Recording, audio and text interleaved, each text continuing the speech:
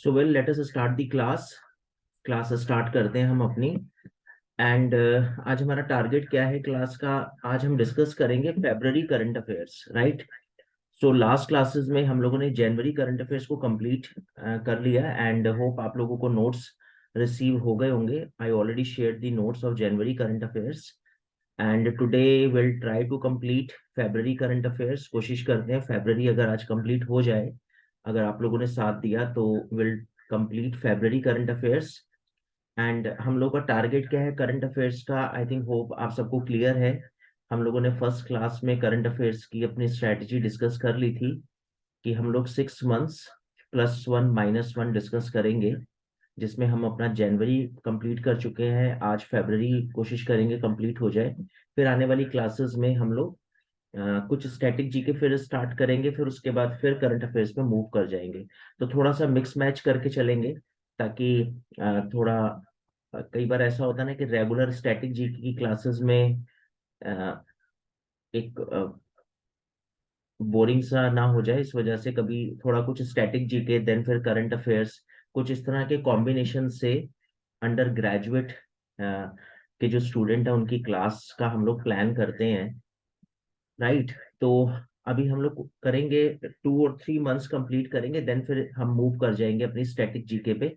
जैसे हमने polity discuss किया था कुछ क्लासेस में, फिर अभी हम लोग हिस्ट्री की कुछ क्लासेस स्टार्ट करेंगे, देन फिर करंट अफेयर्स के 1-2 मंथ कंप्लीट करेंगे, देन फिर कुछ ज्योग्राफी की एक क्लास डिस्कस कर लेंगे। सो इस तरह से। And one more thing I want to ask कि हम लोग अभी तक जो भी डिस्कस कर रहे हैं वो आप लोगों को समझ में आ रहा है? कोई ऐसा पॉइंट जो आपको लग रहा हो कि नहीं समझ में आ रहा है, या कोई ऐसी बात जो आपको ना समझ में आई हो, you can ask, and specially related to last class. और इज इट क्लियर एवरीथिंग?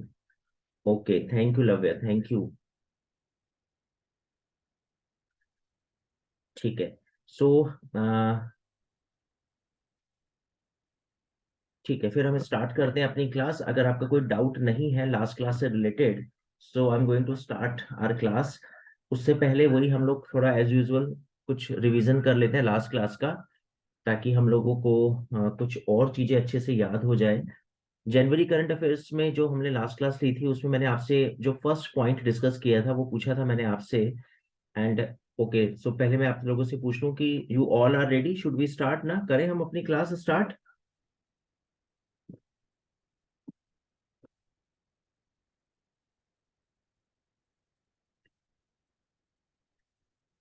सो ठीक है, तो अब मैं एक क्वेश्चन पूछ रहा हूँ। Thank you Ayush. Okay, so I'm asking this question from Yukti, Jia, and Ayush Gupta.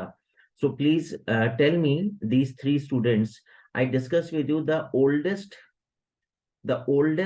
paramilitary force of India. I am giving you option: CRPF, CISF, BSF and rapid action force. ये 4 paramilitary forces हैं हमारी। इनमें से सबसे पुरानी जो है paramilitary force कौन सी है? सो कुछ स्टूडेंट ने आंसर दिया है सीआरपीएफ, एंड कुछ स्टूडेंट, शायद एक स्टूडेंट ने आंसर लिखा बीएसएफ। सो मैं आपको उसका आंसर बता दूं। ऋत्विक कटारिया ने आंसर दिया है बीएसएफ। वेल, बीएसएफ का जो ओरिजिन है वो इंडो पाक वॉर 1965 के समय हुआ था। एंड हमारी जो सबसे ओल्डेस्ट पैरामिलिट्री फोर्स है वो बिल्कुल maximum student giving right answer CRPF, central reserve police force. और मैंने आपको बताया था कि 1939 में सीआरपीएफ का ओरिजिन हुआ था, right? Jai, Yukti, Ayush, so I think hope you got it. And Ayush Gupta ने भी आंसर दिया है इसका बीएसएफ। ओके, सो सीआरपीएफ इसका राइट आंसर है। एंड हमारी जितनी भी सेंट्रल गवर्नमेंट के जो इंस्टीट्यूट्स हैं, ऑर्गेनाइजेशंस हैं, उनको कौन टेक ओवर, मतलब किसने टेक ओवर किया हुआ है, कौन उनकी सिक्योरिटी की रिस्पॉन्सिबिलिटी जो है वो बियर करता है? तो वेल, लव्या ने आंसर दिया है, लेकिन मेरा क्वेश्चन ये है तनिषा छाबरा से, एंड कृष्ण नारंग, एंड दिव्यजोत सिंह से। सो वेल, अगर ये तीनों स्टूडेंट आंसर दे तो I feel very happy. But yes, Lavya always ready to give the answer, and some other students. So I think Lavya का आंसर मेरे ख्याल से करेक्ट है, एंड तनिषा, कृष और दिवजोत भी एग्री होंगे। CISF, central industrial security force. Very good Divjot Singh, correct. CISF है ना? तो हमारे मेट्रो स्टेशन, एयरपोर्ट्स, हमारी महारत्ना कंपनीज। महारत्ना कंपनीज आपने मेरे से पिछली क्लास में पूछा नहीं कि सर ये महारत्ना कंपनीज क्या होती हैं। ये Maharatna companies Navratna company, mini Ratna companies, ये कुछ ऐसी कंपनीज हैं जो सेंट्रल गवर्नमेंट के अंडर में आती हैं और बहुत प्रॉफिट मेकिंग कंपनीज हैं ये। तो गवर्नमेंट ने उनको as a ratna, as a gems declare किया हुआ है कि आपको अगर कोई भी डिसीजन लेना हो तो आप ले सकते हो। और फिर उसमें वो कैसे ये टैग देते हैं, वो कुछ इनका टर्नओवर का है कि जैसे 5,000 करोड़ रुपीस का अगर टर्नओवर है तो महारत्ना, उससे कम देन नवरत्ना, उससे कम तो मिनी रत्ना। 3 साल में आपने जितना प्रॉफिट जनरेट किया उसके अकॉर्डिंग इन्होंने एक लिमिट और क्राइटेरिया बनाया हुआ है, इन तीनों का टैग फिर ये लोग दे देते हैं इन कंपनीज को।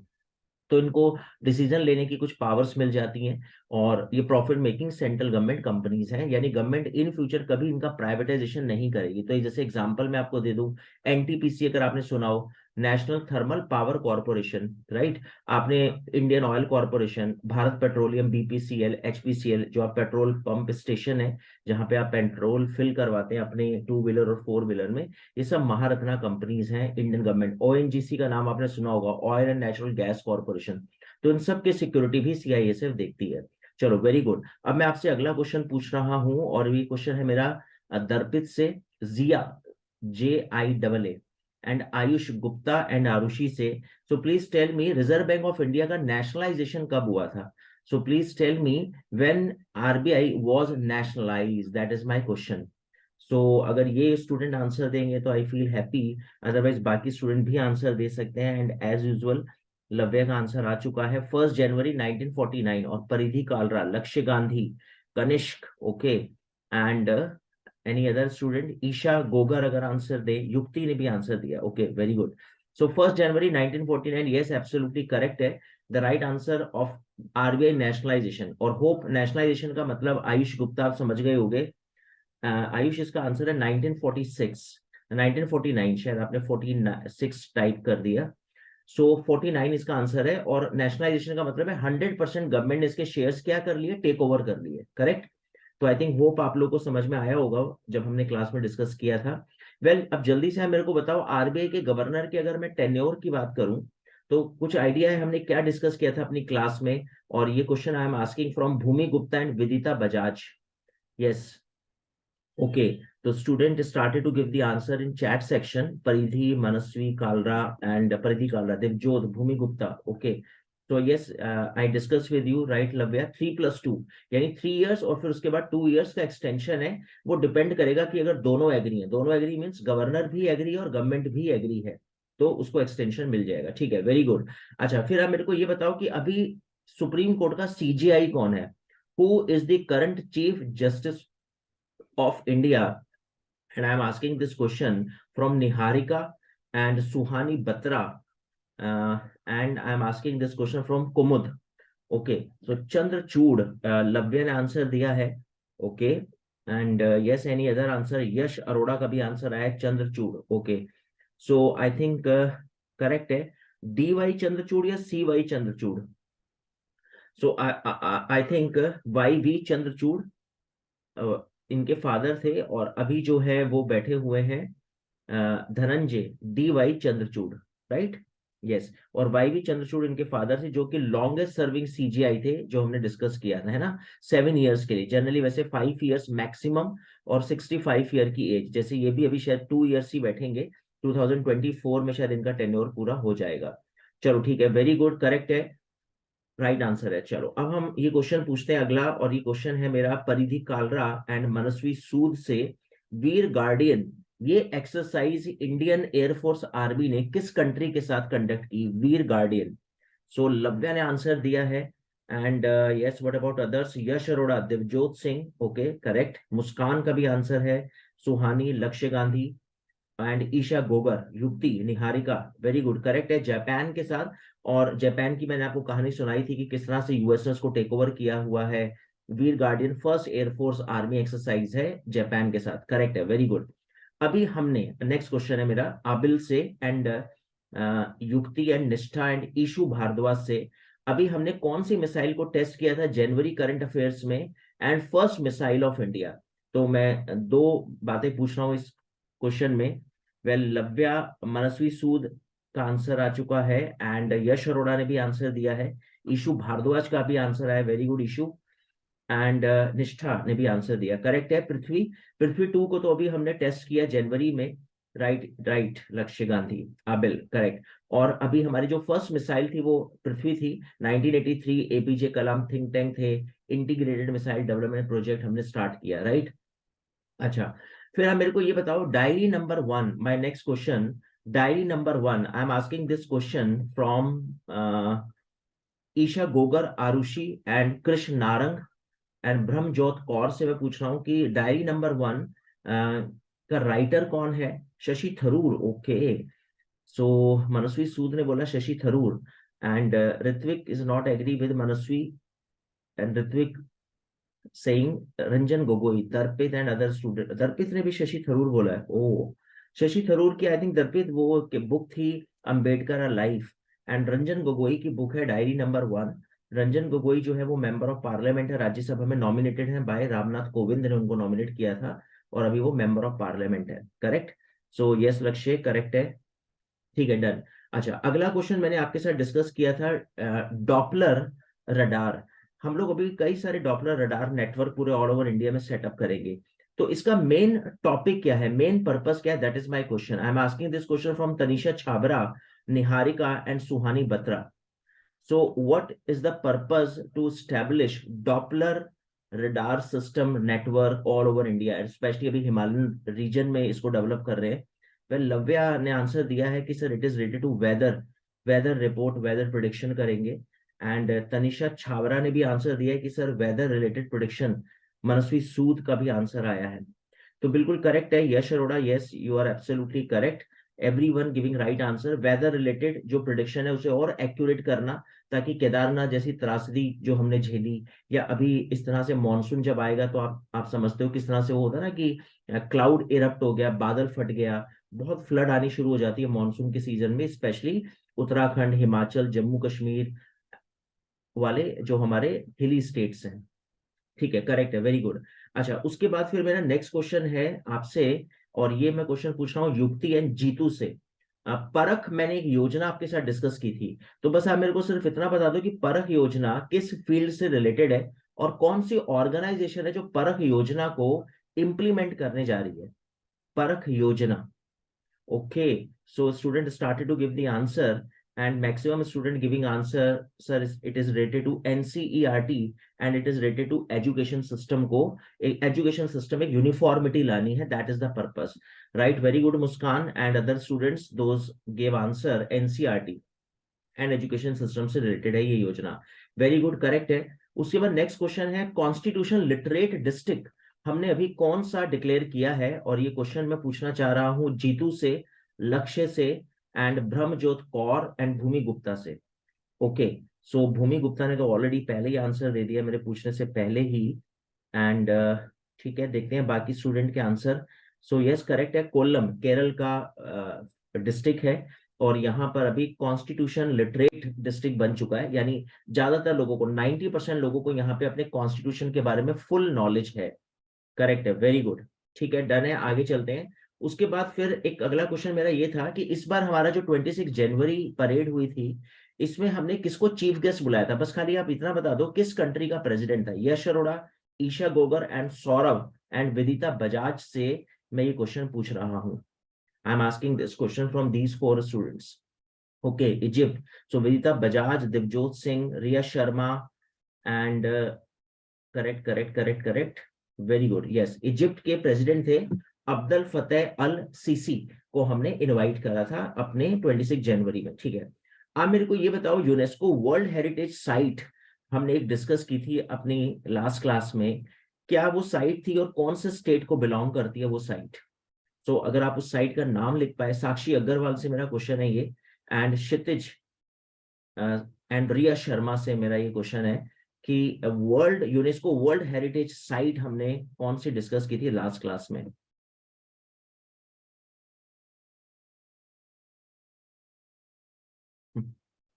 सो यहाँ पे थोड़ा टफ क्वेश्चन मैंने पूछा शायद, क्योंकि अभी बाकी सारे स्टूडेंट साइलेंट मोड पे चले गए हैं। स्टेट भी बता दोगे तो चलेगा, कौन सा स्टेट की वो एक साइट थी जिसको यूनेस्को ने वर्ल्ड हेरिटेज साइट में एंटर किया? Okay, so no answer. ठीक है, तो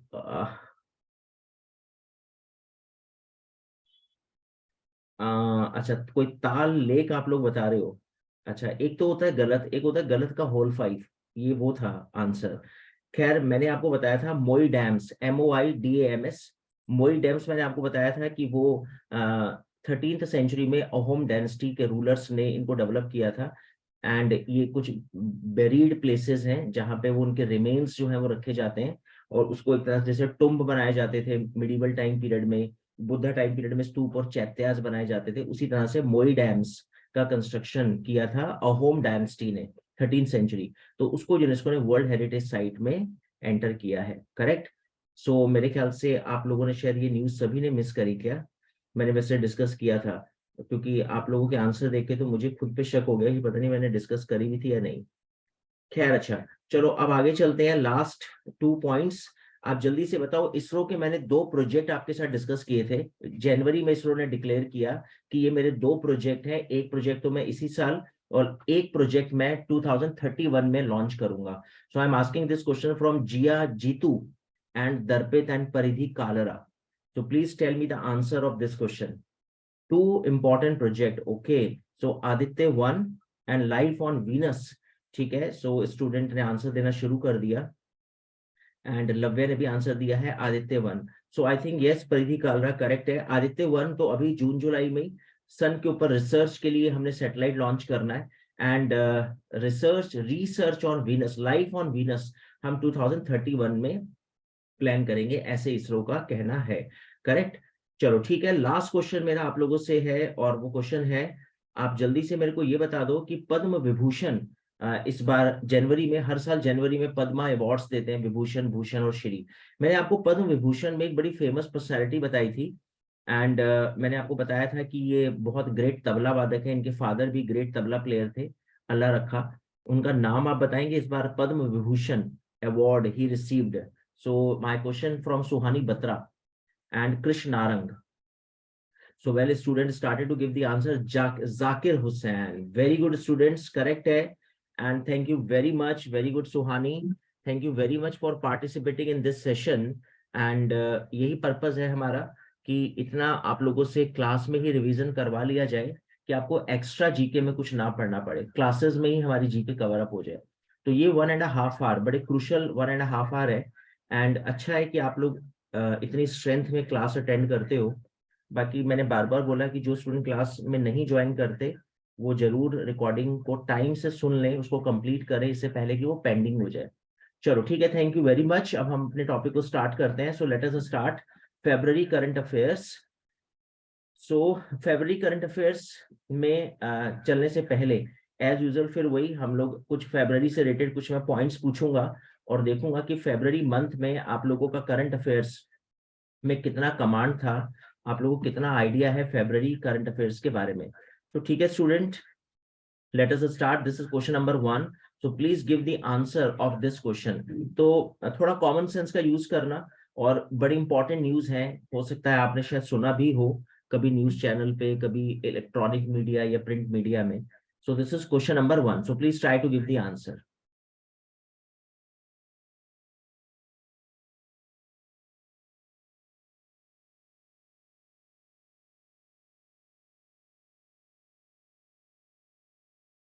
सैटर्न, क्योंकि आपने शायद कभी एनसीईआरटी में पढ़ा होगा, 6 क्लास की एनसीईआरटी में मेंशन है, हमारे प्लैनेट्स है, उन प्लैनेट्स के सब प्लैनेट है, जैसे अर्थ का सब प्लैनेट मून है, तो ऐसे बाकी प्लैनेट्स के भी सब प्लैनेट है। तो सबसे ज्यादा मैक्सिमम सब प्लैनेट, और अभी करंट अफेयर्स में डिक्लेयर हुआ है कि इसके सबसे ज्यादा सब प्लैनेट डिक्लेयर हुए इस प्लैनेट के। तो वेल, स्टूडेंट ने आंसर देना शुरू किया, दिवजोत सिंह ने, भूमि गुप्ता ने, सी बी कुछ इस तरह से कंफ्यूजन है, लेकिन कोई स्टूडेंट ए और डी मेंशन नहीं कर रहा है। ठीक है, तो इट मीन्स सी और बी को लेके कॉन्फिडेंट है कि इन्हीं में से कोई आंसर होगा, बट यश अरोड़ा ने आंसर दिया है D, Manasvi Sood B, Muskan B. चलो ठीक है, चेक करते हैं। Very good Manasvi, very good Lavya.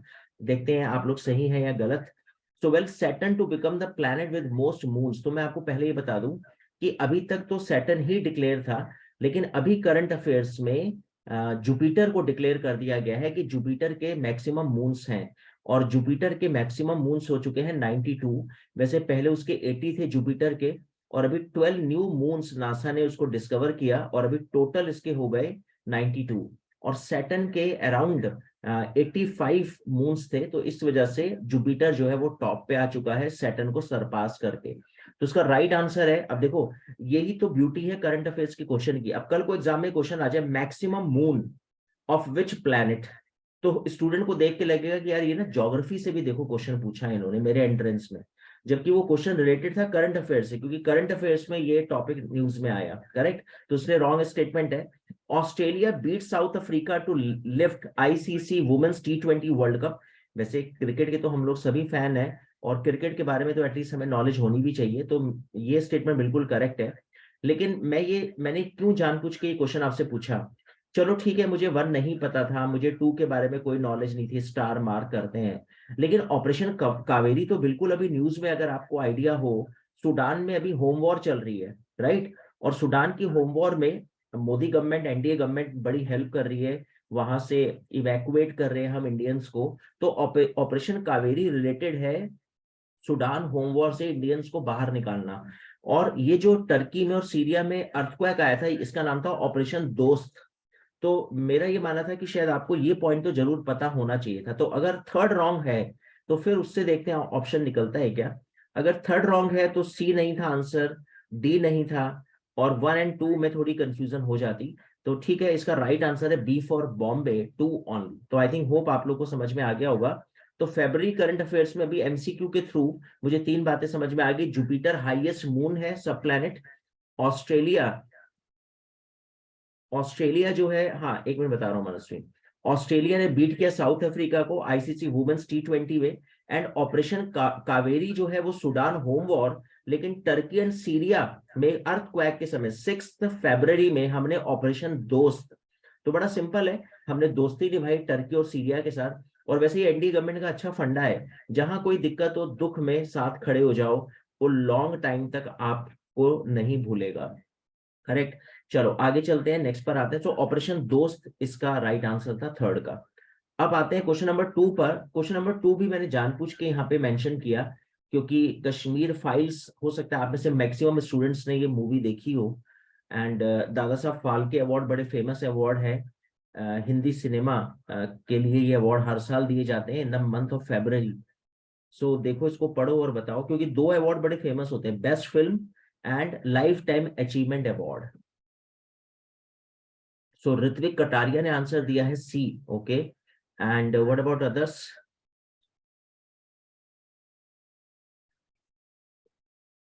Lavya का भी आंसर है C. Okay, and yes yes yes, any other answer? Yash Arora ने आंसर दिया सी, भूमि गुप्ता का आंसर सी है। ठीक है, वेरी गुड दीज स्टूडेंट कि आप लोग आंसर दे रहे हो। सौरभ ने भी आंसर दिया 2C। ओके, क्षितिज का भी आंसर है 2C। ठीक है, लेट मी चेक, देखते हैं आप सही हैं या गलत। So well, Kashmir files no doubt, इस मूवी को दादा साहब फाल्के अवार्ड मिला, बेस्ट फिल्म का अवार्ड इस बार इसको मिला, दादा साहब फाल्के अवार्ड। दादा साहब फाल्के अवार्ड में लाइफ टाइम अचीवमेंट के लिए मैंने समय इसलिए क्वेश्चन पूछा था कि बहुत सारी न्यूज चैनल्स पे, मैगजीन्स पे, न्यूज़पेपर में आलिया भट्ट और रेखा दोनों की पिक्स बड़ी बड़ी चर्चा में थी। इंस्टाग्राम में बड़ा, सोशल मीडिया में बड़ा वायरल हुआ था इन दोनों की पिक, क्योंकि गंगूबाई हंगल के लिए आलिया भट्ट को बेस्ट एक्ट्रेस का अवार्ड मिला दादा साहब फाल्के, और रेखा को आउटस्टैंडिंग कंट्रीब्यूशन के लिए अवार्ड मिला फिल्म इंडस्ट्री में। तो इसलिए ये स्टेटमेंट जो है ना रॉन्ग है ये। तो जया बच्चन ने इसका आंसर है रेखा।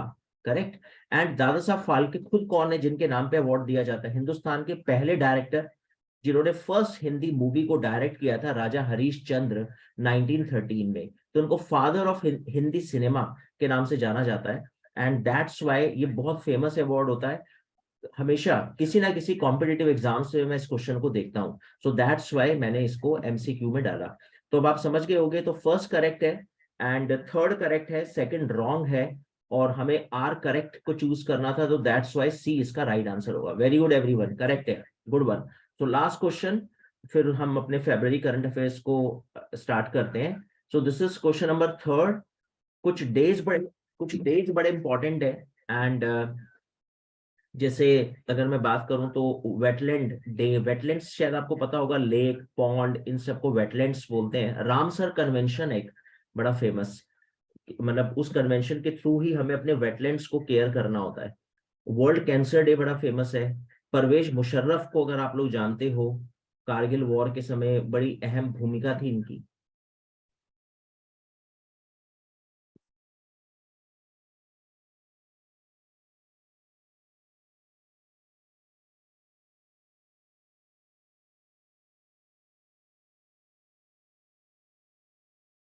Okay, so yes, checking the answer, Niharika Bhumi Gupta, Niharika D, Bhumi Gupta ई।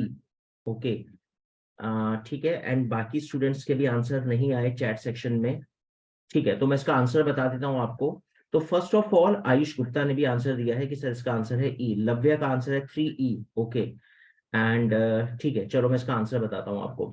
देखो, सबसे पहली बात तो ये कि वर्ल्ड कैंसर डे तो आपको पता होना चाहिए, क्योंकि ये मैंने कहीं ना कुछ नहीं तो 10 to 15 टाइम्स मैंने इसे कॉम्पिटिटिव एग्जाम्स में इस क्वेश्चन को देखा है।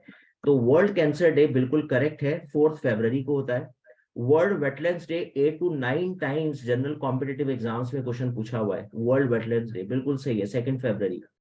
और चलो, अगर मेरे को नहीं भी पता था तो कम से कम मुझे ये तो पता होना चाहिए था कि परवेज मुशर्रफ प्राइम मिनिस्टर नहीं थे, वो प्रेसिडेंट थे पाकिस्तान के। और उस समय मिलिट्री जनरल थे जब कारगिल वॉर हुई। नवाज शरीफ प्राइम मिनिस्टर थे। अटल बिहारी वाजपेयी ने लाहौर बस लेकर गए थे। खैर, वो भी मैं जब नोट्स में आऊंगा तो आपके साथ डिस्कस करूंगा। फिलहाल अभी मैं सिर्फ इतना बता दूं आपको कि Pervez Musharraf was a president and he passed away in the month of February. Correct. So इसलिए ये रॉन्ग है। तो अगर थर्ड रॉन्ग है तो मुझे नॉट करेक्ट ही चूज करना था। तो ठीक है, थर्ड इसमें नहीं आ रहा तो मैं इसको चूज नहीं कर सकता। मैं डी को चूज कर सकता हूं क्योंकि थर्ड इसमें आ सकता है। और मैं ए ऑप्शन को नहीं चूज करूंगा।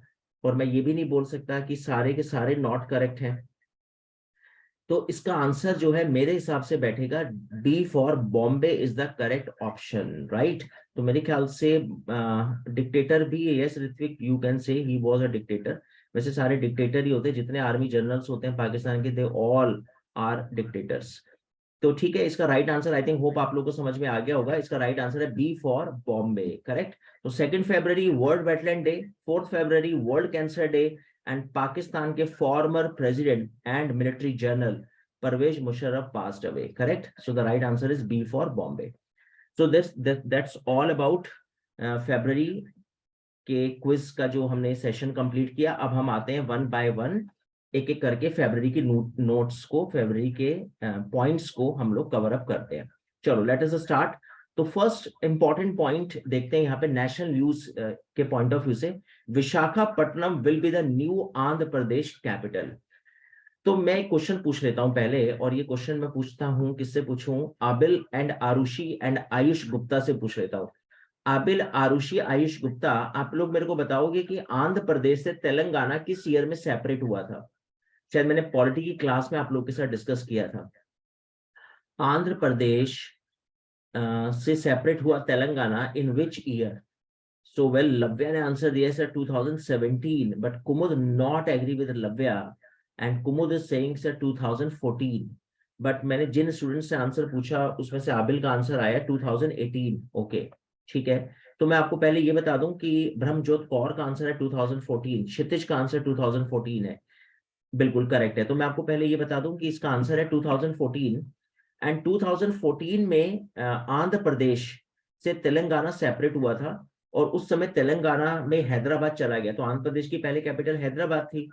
फिर आंध्र प्रदेश की कैपिटल अब क्या बनाई जाए, तो अमरावती डिक्लेयर किया था कि अमरावती बनाएंगे।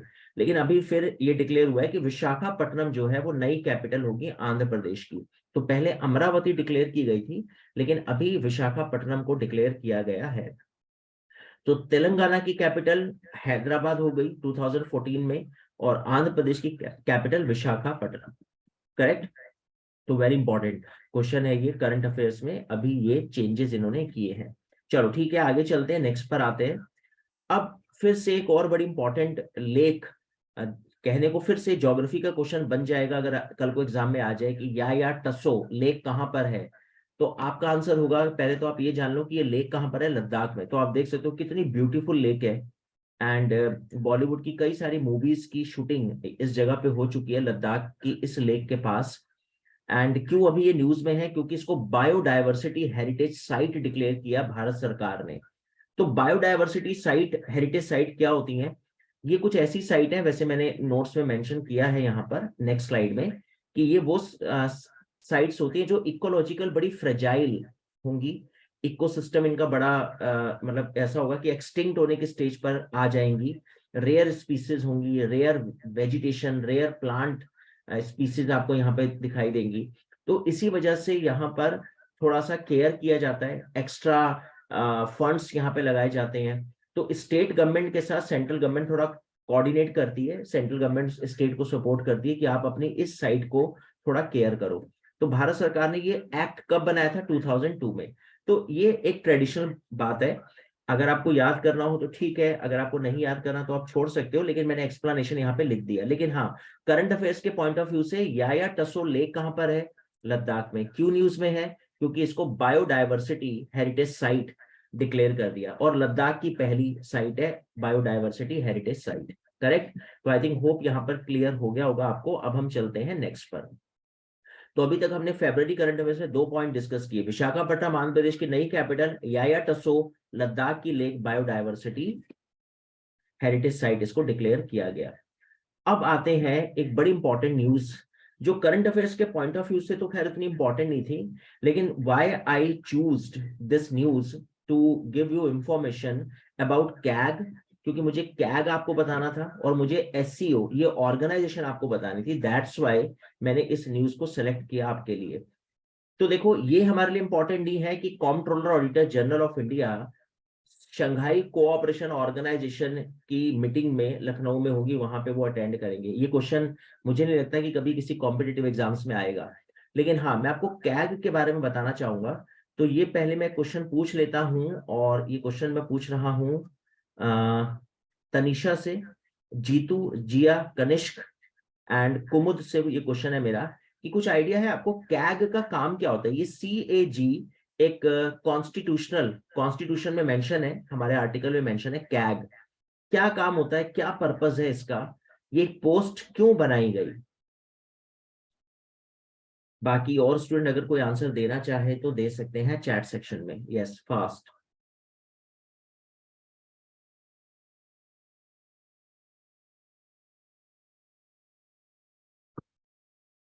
चलो ठीक है, मैं आपको बता देता हूँ कैग का काम क्या है। ये मुंशी हैं भारत सरकार के। वो बॉलीवुड की पुरानी फिल्मों में होता था ना, वो एक मुंशी होता था, उसके नाक पे चश्मा रहता था, वो हिसाब किताब करता रहता था हमेशा। ये बस ये वैसी है, चश्मा इनको भी लगा हुआ है मेरी तरह। लेकिन बात ये है कि इनका काम क्या है, मैं आपको इनका काम थोड़ा सिंपल लैंग्वेज में समझा देता हूँ। भारत सरकार का लॉकर है, जहाँ पे भारत सरकार के पैसे पड़े हैं, वो टैक्सेस वैक्सेस से जो भी पैसे आते हैं, उस लॉकर का नाम है CFI, consolidated fund of India. इस लॉकर से अगर आपको कोई भी पैसा निकालना है तो आपको किसको बताना होगा? कैग को। तो मैं आपको एक एग्जांपल देता हूँ। फॉर एग्जांपल, भारत सरकार ने 100 रुपए निकाले इस लॉकर से, और ये बात किसको बता दी? ये बता दी गिरीश चंद्र मुर्मू को कि सर 100 रुपए निकाल रहे हैं, और ये रिसीट कैग ने दे दी। तो कैग ने पूछा कि ये 100 रुपीज कहाँ खर्च करने हैं? इन्होंने कहा सर वो NCERT का परख योजना हम लोग स्टार्ट कर रहे हैं, उसमें पैसा खर्च होगा, तो 1 ईयर के लिए 100 रुपीज का बजट हमने रखा है। उसने कहा ठीक है जी। अब आपको ये रिपोर्ट बतानी पड़ेगी कि 100 रुपए जो आपने निकाले थे वो आपने कहाँ खर्च किए। तो ये आपको रिकॉर्ड देना है अगले साल। तो इन्होंने रिसीट दी 90 रुपए की कैग को। तो कैग ने कहा आपने 100 रुपए निकाले थे, खर्च तो आपने 90 रुपीज किए, तो 10 रुपीज कहाँ गए? तो ये 10 रुपीज का जो डिफरेंस आया, जो 10 रुपए खर्च नहीं करे केंद्र सरकार ने परख योजना पे, ये कैग दे देगा ऑपोजिशन को चिट्ठी कि सर ये 10 रुपए कम खर्च करे, पूछ लो इनसे, खावा तो नहीं गए ये। तो ऑपोजिशन सरकार की खिंचाई करता है पार्लियामेंट में कि सर 10 रुपए बताओ कहाँ गए। समझे आप? तो और ये जो कमेटी है, अब आप सोचोगे सर ऑपोजिशन मतलब किसको, ऑपोजिशन में किसको बताएगा? तो एक कमेटी होती है पैक, पब्लिक अकाउंट कमेटी। इसका चेयरमैन होता है ऑपोजिशन पार्टी का लीडर। इसमें टोटल 22 MP होते हैं, 22 MPs, और इसका जो हेड होगा वो ऑपोजिशन पार्टी का लीडर होता है। राइट? तो इनको, आपको अधीर रंजन चौधरी जैसे कांग्रेस के लीडर है, उनको ये कैग बता देगा कि सर ये सरकार से 10 रुपए का हिसाब ले लो। तो अब आपको एक बात समझ में आ गई होगी कि कैग कोई पॉलिटिकल पोस्ट तो नहीं होगी, कोई बीजेपी या एनडीए के ग्रुप का बंदा तो नहीं होगा, वरना वो अपनी सरकार की पोले क्यों खोलेगा।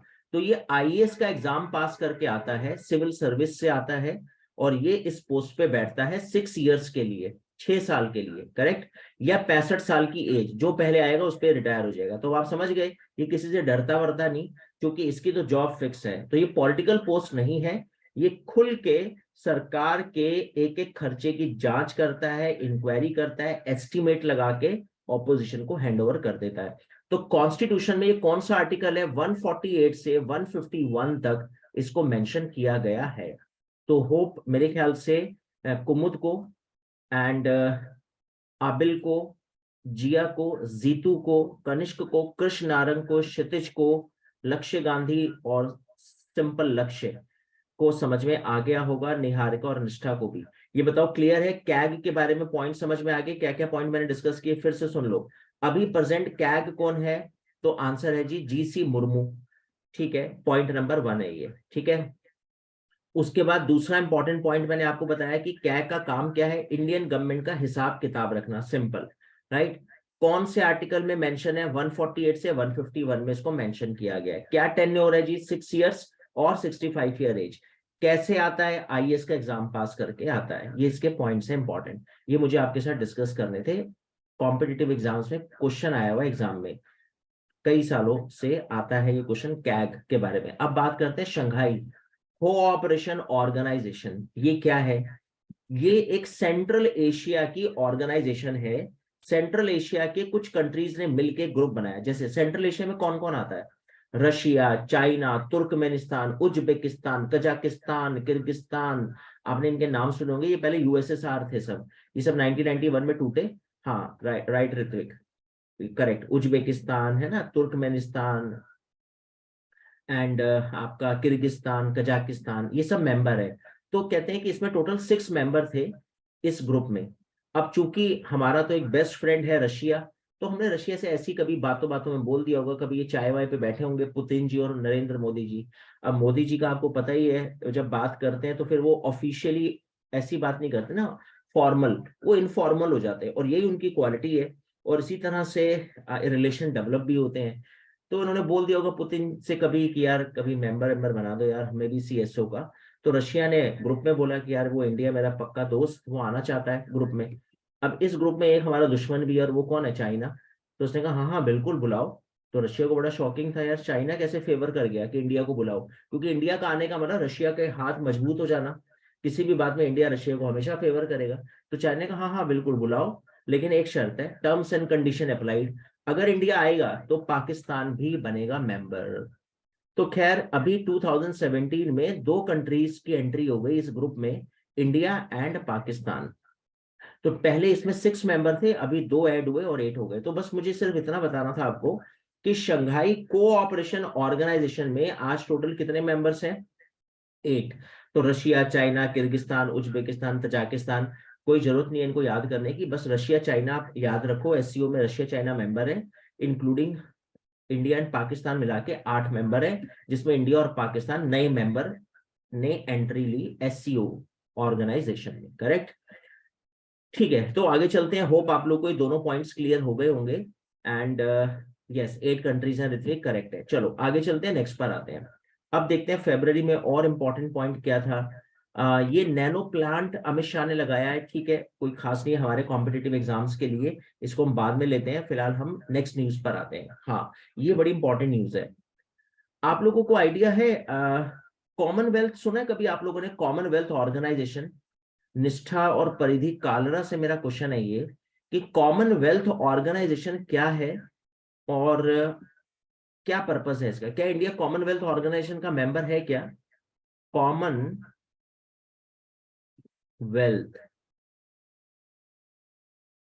कॉमनवेल्थ ऑर्गेनाइजेशन, कॉमनवेल्थ गेम्स सुना है कुमुद ने, ठीक है बढ़िया, ठीक है। कुमुद, मैं यही पूछना चाह रहा था कि आपने एटलीस्ट कुछ सुना है ना। परिधि कालरा, ऋत्विक कटारिया एंड सुरभि, सुरभि सुहानी बत्रा, विदिता बजाज, यश अरोड़ा, आप लोगों ने भी सुना है। कॉमनवेल्थ गेम्स सुने होंगे ना आप सबने, मुस्कान ने भी सुने कॉमनवेल्थ गेम्स, विदिता बजाज ने भी सुने हैं, ठीक है बिल्कुल सही। तो कॉमनवेल्थ गेम्स क्या है, कॉमनवेल्थ ऑर्गेनाइजेशन है एक, उसको मैं आपको समझा देता हूँ। कभी एक टाइम था कि ब्रिटेन का डंका बजता था पूरे वर्ल्ड में, सबसे ज्यादा कंट्रीज को कॉलोनीज बना के बैठा हुआ था। फिर धीरे धीरे लोगों में अवेयरनेस आई, रेवोल्यूशन हुई, और धीरे धीरे वो कॉलोनीज फ्री होती चली गई। और सेकेंड वर्ल्ड वॉर के बाद तो बाढ़ आई, फ्लड आया, और बहुत सारी कॉलोनीज ब्रिटेन ने फ्री कर दी, क्योंकि ब्रिटेन की इकोनॉमी खराब हो गई, जो हमने अपनी पॉलिटी की फर्स्ट क्लास में डिस्कस किया था, है ना।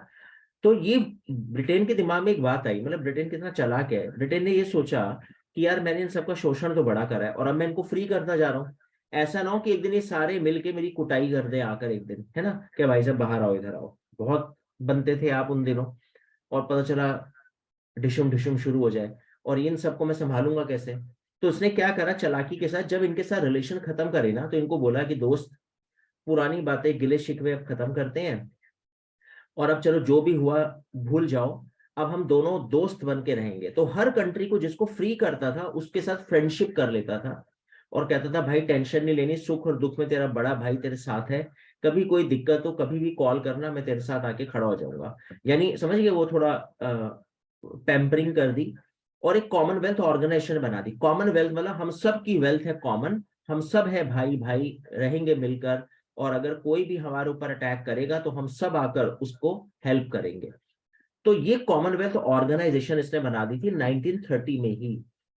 और इसने बोला कि हर 2 साल के बाद तो हम एक मीटिंग करेंगे, हम सब भाई मिलके बैठेंगे, सुख दुख बांटेंगे, मैं तुमसे पूछूंगा तुमने क्या किया, तुम मुझे बताना, मैं तुम्हें बताऊंगा। यानी इस तरह से मैं एक चेक भी करता रहूंगा कि इन 2 सालों में इन्होंने कोई ऐसा काम तो नहीं करा जो मेरे अगेंस्ट था, है ना।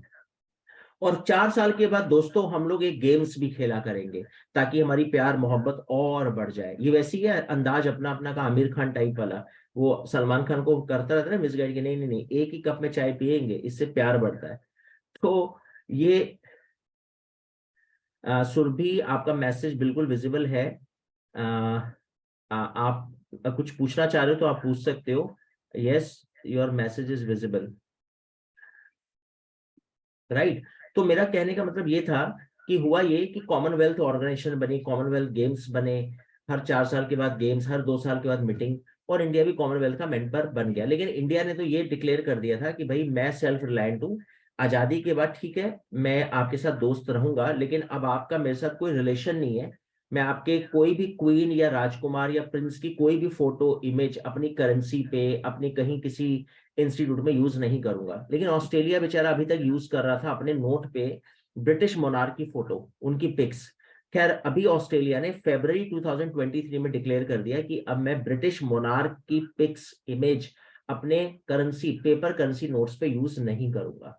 तो ये बहुत बड़ी बात है, यानी फाइनली ऑस्ट्रेलिया भी बन चुका है एक तरह से प्रॉपर सेल्फ रिलायंट कंट्री। तो अभी तक ये कर रहा था, क्यों कर रहा था पता नहीं, लेकिन खैर इसने अभी, इसकी अंतरात्मा जागी होगी, और इसने अभी मना कर दिया कि मैं आपकी पिक्स यूज नहीं करूंगा। तो थोड़ा सा आपको ये ध्यान रखना है। तो आई थिंक होप आपको कॉमनवेल्थ ऑर्गेनाइजेशन, कॉमनवेल्थ गेम समझ में आ गए होंगे, और ब्रिटिश जो रूलर्स हैं उनकी क्लेवरनेस भी आपको क्लियर हो गई होगी। चलो खैर आगे चलते हैं। खैर ये कुछ फैक्ट्स हैं, जैसे रोका बूटे अपॉइंट हुई है first female prime minister Equatorial Guinea की। तो ठीक है, आप एक बार इसको गो थ्रू कर लेना, मैं नोट शेयर करूंगा। खैर अभी हम आगे चलते हैं, नेक्स्ट इंपॉर्टेंट न्यूज पर आते हैं। ये वो न्यूज है जो मैंने अभी आपके साथ डिस्कस की, Jupiter beat Saturn to become the planet with most moons. तो इस न्यूज को शुरू करने से पहले मैं आप लोगों से पहले ये पूछ लूं कि अभी तक जो हमने डिस्कस किया, इज इट क्लियर? कोई ऐसा पॉइंट जो आपको ना समझ में आया हो मेरे से पूछ लो। क्षितिज, कृष्ण, नारंग, कुमुद, लक्ष्य, मुस्कान, Niharika, Nishtha, Paridhi, Kalra, Ritvik, Sakshi, Saurabh, Suhani, Surbhi, Vidita, Yash, is it clear जो भी अभी तक हमने डिस्कस किया फरवरी में? Ishu, Isha, okay thank you Vidita, thank you Paridhi, okay thank you Yash, thank you. ठीक है, तो फिर आगे चलते हैं। तो अब आते हैं इस न्यूज पर। अब ये न्यूज तो वैसे सिंपल है, लेकिन मुझे लगा कि जब ये न्यूज आ ही गई है तो क्यों ना मैं आप लोगों से कुछ ज्योग्राफी से रिलेटेड, इस टॉपिक से रिलेटेड कुछ पॉइंट्स पूछ ही लूं। तो जुपिटर के अभी सबसे ज्यादा मून्स हो गए, ठीक है। अब ये बात तो यहाँ पे खत्म करते हैं। अब मेरा क्वेश्चन आप लोगों से ये है, आप मुझे सिर्फ इतना बताओ कि सबसे हॉटेस्ट प्लेनेट, तो मैंने आपसे लास्ट क्लास में शायद कहीं पूछ लिया था कि वीनस को सबसे हॉटेस्ट प्लेनेट बोलते हैं, है ना? वीनस है ना, करेक्ट है। और सबसे पास जो है वो प्लेनेट है मरकरी, करेक्ट। ठीक है, मेरा क्वेश्चन आप लोगों से ये है कि अर्थ से सबसे नियर प्लेनेट कौन सा है, यानी हमारा जो प्लेनेट है अर्थ, उसमें सबसे पास प्लेनेट कौन सा है? वीनस, मार्स, मरकरी या Jupiter? That is my question. So बहुत सारे स्टूडेंट वीनस दे रहे हैं, लेकिन भूमि गुप्ता और कुछ स्टूडेंट, लव्या ने आंसर दिया है, विदिता ने आंसर दिया है मार्स, क्योंकि ये कहते हैं कि सर मंगल पे हम लोग काफी रिसर्च भी चल रही है और मंगल रेड प्लैनेट के नाम से भी जाना जाता है, तो शायद मार्स ही इसका आंसर होगा अकॉर्डिंग टू दीज स्टूडेंट्स। चलो ठीक है, तो मैं आपको पहले ये बता दूं कि ये जो आप लोगों ने आंसर दिया ये बिल्कुल गलत है। अब मैं आपको यूनिवर्स की इमेज स्पेशली मैंने यहाँ पे यूज करी है ताकि मैं आप लोगों को समझा पाऊं। तो देखो, ये तो सन है, ये आप समझ ही गए, ये मरकरी है, ये वीनस है, ये इस तरह से है 1 2 और अर्थ, एंड देन 4 मार्स। तो अर्थ को ना, आपने कभी सुना है वीनस के बारे में morning star and evening star बोलते हैं इसको। जब सन राइज होता है तो ये वेस्ट में होता है, और जब सन सेट होता है तो ये ईस्ट में आ जाता है। और सुरभि ने भी अगर शायद कभी सुना हो, मैंने तो बचपन में अपनी क्लास में सुना था, मेरी मैडम ने मेरे को बताया था कि इसको देखा भी जा सकता है। और मैं आपको सच बताऊं, मैंने एक बार न्यूज चैनल अचानक खोला और उसमें आ रहा था कि वीनस को है, आप देख सकते हो क्लियर स्काई में। तो मैंने बाई चांस एक दिन वीनस को देखा, ग्रे कलर का एक प्लैनेट मुझे घूमता हुआ दिखा। और मैंने देखा है इसको, वीनस को, कि इजीली दिख जाता है, अगर आप कभी ध्यान से देखोगे ना तो आपको वीनस दिख जाएगा। तो हमारे प्लैनेट के सबसे नियरर जो है ना वो है वीनस, राइट। तो ये अर्थ से सीरीज पता है कैसे है? Venus, then Mars, then Mercury और देन जुपिटर। तो ये ऐसे है 1 2 3 4, करेक्ट। 1 2 3 4 इस तरह से अर्थ से सीरीज है। तो ये इंपॉर्टेंट है, करंट अफेयर्स का क्वेश्चन है, लेकिन ट्रेडिशनल बातें कहाँ एग्जामिनर पूछ ले कोरिलेट करते हुए। फिर एक बड़ी धमाकेदार और बड़ा इंपॉर्टेंट क्वेश्चन है, ये देख लो आप, एस्ट्रॉइड्स। आपने पता नहीं शायद कभी ज्योग्राफी में पढ़ा या नहीं पढ़ा, एस्ट्रॉइड्स क्या होते हैं? एस्टेरॉइड्स जो हैं वो होते हैं प्लैनेट्स के रिमेन्स। वो प्लैनेट मूव कर रहा है कई अरबों खरबों बिलियन मिलियन ईयर से, तो उस कभी कुछ टूट रहा है, कभी कुछ हो रहा है, कभी कोई टकरा रहा है, कोई टुकड़ा, कोई पार्टिकल, तो इनके जो टुकड़े हैं, इनके रिमेन्स गिरते चले गए। तो सबसे ज्यादा एस्टेरॉइड्स आपको दिखाई देंगे जुपिटर और मार्स के बीच में। ये बड़ा फेमस क्वेश्चन है। ये question 18 times general competitive exams में आया हुआ है, कहीं डीएलएड में, तो कहीं बीजेएमसी में, तो कहीं एचएम में, तो कहीं क्लैट में, तो कहीं एनएलयू में, और डीयू के कई सारे एंट्रेंस में मैंने इसको देखा कि एस्ट्रॉयड जो है वो कौन से दो प्लैनेट्स के बीच में वो बेल्ट दिखाई देती है, तो जुपिटर एंड मार्स, करेक्ट। तो ये 3 4 क्वेश्चन बड़े इंपॉर्टेंट है इस टॉपिक के। तो nearest planet Mercury, morning star evening star Venus, earth के सबसे नियर वीनस, सबसे हॉटेस्ट प्लैनेट भी वीनस है जो सबसे ज्यादा गर्म रहता है, सन की रेस डायरेक्ट पड़ती है, और asteroid belt between Jupiter and Mars. चलो ठीक है स्टूडेंट, गुड वन, आगे चलते हैं, नेक्स्ट पर आते हैं। तो खैर अब आते हैं अपनी नेक्स्ट न्यूज पर। एंड नेक्स्ट न्यूज है फुटबॉल एशिया कप 2027 का सऊदी अरेबिया कंडक्ट करेगा। तो अभी आपको पता है 2023 का कतर में होने जा रहा है फुटबॉल एशिया कप। तो ये जब डिक्लेरेशन आती है ना इस तरह की कि अब अगला नेक्स्ट कहाँ पे होगा, तो कई बार कॉम्पिटिटिव एग्जाम्स में ना हिट क्वेश्चन बन जाता है। जैसे मुझे एक बड़ी इंटरेस्टिंग स्टोरी याद आ रही है, कॉमनवेल्थ गेम्स हुए थे हमारे हिंदुस्तान में, कुछ आइडिया है आप लोगों को कॉमनवेल्थ गेम्स कब हुए थे? आयुष गुप्ता, भूमि गुप्ता, ब्रह्मजोत कौर एंड दर्पित से मेरा क्वेश्चन है कि when Commonwealth games were conducted in India, कुछ आइडिया हो, जो भी हमने कॉमनवेल्थ डिस्कस भी किया। 2013 में यश ने बोला, सौरभ ने 2011।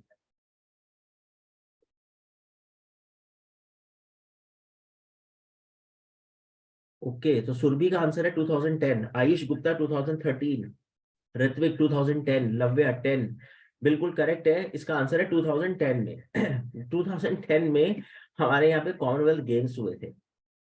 मैं कभी कभी इस बात को याद करता हूँ, मुझे बड़ी हंसी आ जाती है। आपको पता है कॉमनवेल्थ गेम जब 2010 में हुए, 2000 में डिक्लेयर कर दिया था ये कॉमनवेल्थ ऑर्गेनाइजेशन ने कि भाई 10 साल के बाद आपके यहाँ गेम्स होंगे, तो आप रेडी हो जाओ, अपने सारे प्ले ग्राउंड, अपनी कुर्सियां, चेयर वेयर, सब कुछ अपना फिट एंड फाइन कर लो। हमने कहा हाँ सर हो जाएगा, टेंशन की बात नहीं है। अच्छा, ज्यादा टेंशन हम वैसे भी नहीं लेते, और जो इतने टाइम के बाद होनी हो उसको तो वैसे नहीं लेते। जैसे तुम में से अभी कई सारे स्टूडेंट अभी भी सीरियस नहीं हुए होंगे कि जून में एग्जाम है, लेकिन जैसी डेट्स आ जाएंगी, डिक्लेयर हो जाएगा, एडमिट कार्ड जब आ जाएगा ना, फिर हम सर पे ऐसे कफन बांध के ना 10-10 12-12 घंटे की स्टडी शुरू कर देते हैं। ये इंडियंस मेंटेलिटी है, और वही हुआ। आपको पता है 2010 में कॉमनवेल्थ गेम्स थे, 2008 में कॉमनवेल्थ कमेटी के मेंबर्स इंस्पेक्शन करने आए इंडिया में, तो इनके ना देख के पसीने छूट गए। इंडिया की हालत खराब, सारे स्टेडियम बिल्कुल एकदम वर्स्ट कंडीशन में, कहीं किसी की चेयर टूटी हुई है, किसी की लेग टूटी हुई है, कहीं घास है, कहीं की टिकट विंडो ही डैमेज हो रखी है। तो ये घबरा के कहने लगे यार बताओ, इसे 2000 में बोल दिया था, 8 साल हो गए, इसने कुछ रेडी नहीं करा। तो इंडिया से पूछा कि कर लोगे गेम्स, नहीं तो अगर कहो तो वेन्यू चेंज कर देते हैं, अभी भी 2 साल हैं। कुछ कंट्रीज और मजे ले रही थी, ऑस्ट्रेलिया ऑस्ट्रेलिया, कहने की सर आप टेंशन मत लो, आप कभी हमें बताना, हम करवा देंगे कभी भी गेम्स। इंडिया ने कहा सर हो जाएंगे, आप घबराओ मत। 2010 में कॉमनवेल्थ गेम्स हुए हमारे यहाँ पर, और कॉमनवेल्थ कमेटी का खुद का स्टेटमेंट है कि इतने अच्छे और डिसेंट और इतने पॉम्प एंड शो के साथ किसी कॉमनवेल्थ की हिस्ट्री में किसी कंट्री ने ऐसे गेम्स नहीं करवाए जैसे इंडिया ने कंडक्ट करवाए। तो फिर वही बात है, हम ही है, हम अचानक धमाका करके नीचे लिख देते हैं बूझो तो जाने। तो खैर माँ बाप देखो, 2 साल में पता नहीं हमने क्या करा होगा, और मुझे लगता है 2 साल में भी नहीं, फर्स्ट लास्ट 6 महीने में ही हमने करा होगा ऐसा धमाका, और हमने सब कुछ फिट एंड फाइन कर दिया। तो कॉमनवेल्थ गेम्स 2010 में हिंदुस्तान में हुए। तो इसी तरह से फुटबॉल एशिया कप, इस तरह के जो डिक्लेरेशन आती है वो हम लोग देख लेते हैं अपने एग्जाम्स में के लिए। तो फुटबॉल एशिया कप 2027 का कौन होस्ट कंट्री होगा? Saudi Arabia. करेक्ट। ठीक है, आगे चलते हैं, नेक्स्ट पर आते हैं। अब ये वो मैं आपको बात बता रहा था, ये मैंने एमसीक्यू में आपसे क्वेश्चन पूछ लिए थे, वर्ल्ड वेटलैंड्स डे है ना, जैसे लेक और पॉन्ड है उनको थोड़ा हमें केयर करना है ताकि वो सूख ना जाए, ड्राई ना हो जाए। तो जितना ज्यादा लेक्स जो हैं वो एज इट इज रहेंगी, जितनी बर्ड्स हैं वो कितने क्रिएचर्स के लिए वो source of water, drinking water का सोर्स होता है। तो इसलिए वेटलैंड्स डे हम लोग सेलिब्रेट करते हैं। कैंसर डे तो खैर बताने की जरूरत नहीं है, अवेयरनेस टूवर्ड्स कैंसर हम लोग ये सेलिब्रेट करते हैं। लेकिन यहाँ परवेज मुशर्रफ को मैं आपको एक इम्पॉर्टेंट बात बताऊंगा। मुझे याद है लाहौर बस लेके अटल बिहारी वाजपेयी, 1999 की बात है, नवाज शरीफ पाकिस्तान के प्राइम मिनिस्टर थे। अब अटल बिहारी वाजपेयी जी भी थोड़े बड़े सॉफ्ट काइंड हार्टेड टाइप के प्राइम मिनिस्टर थे। वो बस लेके पहुंचे, उनको लगा कि मैं अपने टाइम में पाकिस्तान के साथ कुछ ऐसा कर दूं कि दुनिया याद रखे, और उन्होंने बहुत कोशिश करी पाकिस्तान से हाथ मिलाने की। नवाज शरीफ के साथ गले मिले, लाहौर बस शुरू करी कि हमारे इंडिया से एक लाहौर तक बस आया जाया करेगी, लोग अपने रिलेटिव्स को मिल लिया करेंगे। और 15-20 दिन क्या, जस्ट महीने बाद ही कारगिल वॉर हो गई। तो अटल बिहारी वाजपेयी बड़ा शॉक्ड हुए, उन्होंने नवाज शरीफ को फोन करा, उन्होंने कहा यार मतलब मैंने तेरे साथ गले मिले, तूने पीठ में खंजर घोंप दिया। तो नवाज शरीफ ने कहा सर सॉरी, मैं आपको सच बताऊं तो मुझे खुद नहीं पता कि ये हुआ क्या। उस समय परवेज मुशर्रफ मिलिट्री जनरल थे। तो इसका मतलब क्या हुआ कि परवेज मुशर्रफ ने नवाज शरीफ प्राइम मिनिस्टर तक को भी नहीं बता रखा था कि वो ऊपर कारगिल में क्या कर रहे हैं और इंडिया में अटैक की प्लानिंग चल रही है। तो बड़ा शॉकिंग था, और उनकी बातों से ऐसा सच्चाई लगी, और बाद में मीडिया ने भी, कई इंटरनेशनल मीडिया ने इस बात को डिस्क्लोज करा कि वास्तव में नवाज शरीफ को नहीं पता था। तो कितनी बड़ी बात है कि प्राइम मिनिस्टर को नहीं पता और मिलिट्री जनरल अपना काम कर रहा है। तो ये परवेज मुशर्रफ बाद में फिर ये पाकिस्तान के प्रेसिडेंट बने, और इनकी डेथ हुई अभी फरवरी में। तो मैं आपको ये बता रहा था कि हमारे यहाँ पे आपने कभी इस तरह की हरकत नहीं सुनी होगी, है ना? अच्छा कुमुद, तो मैं आपको ये बता रहा था कि आपने कभी इंडिया में इस तरह की हरकत नहीं सुनी होगी कि मिलिट्री जनरल अपना काम कर रहा है, और नरेंद्र मोदी जी या डॉक्टर मनमोहन सिंह जी भी कितना साइलेंट मोड पे रहे, लेकिन फिर भी किसी मिलिट्री जनरल की हिम्मत नहीं हुई कि बिना मनमोहन सिंह के या गवर्नमेंट के परमिशन के कोई स्टेप उठा ले। तो ये शान है, ये ब्यूटी है इंडिया के डेमोक्रेटिक सिस्टम की। करेक्ट। तो आई थिंक होप आपको यहाँ पे समझ में आ गया होगा। सो वेल, ये बताओ यहाँ तक पॉइंट्स क्लियर हैं, मैं आगे बढ़ूं, या कोई पॉइंट जो आपको ना समझ में आया हो? कुमुद ने मेरे से पूछा है कि सर मेरे नेटवर्क में इशू हो गया था, और आप मेरे को जरा दोबारा बता दो। लेकिन कुमुद आपको ये बताना पड़ेगा कि मैं बताऊं क्या, और कहाँ से नेटवर्क इशू आपका हुआ। तो थोड़ा सा क्वेश्चन अगर क्लियर होगा तो आंसर मैं दे पाऊंगा।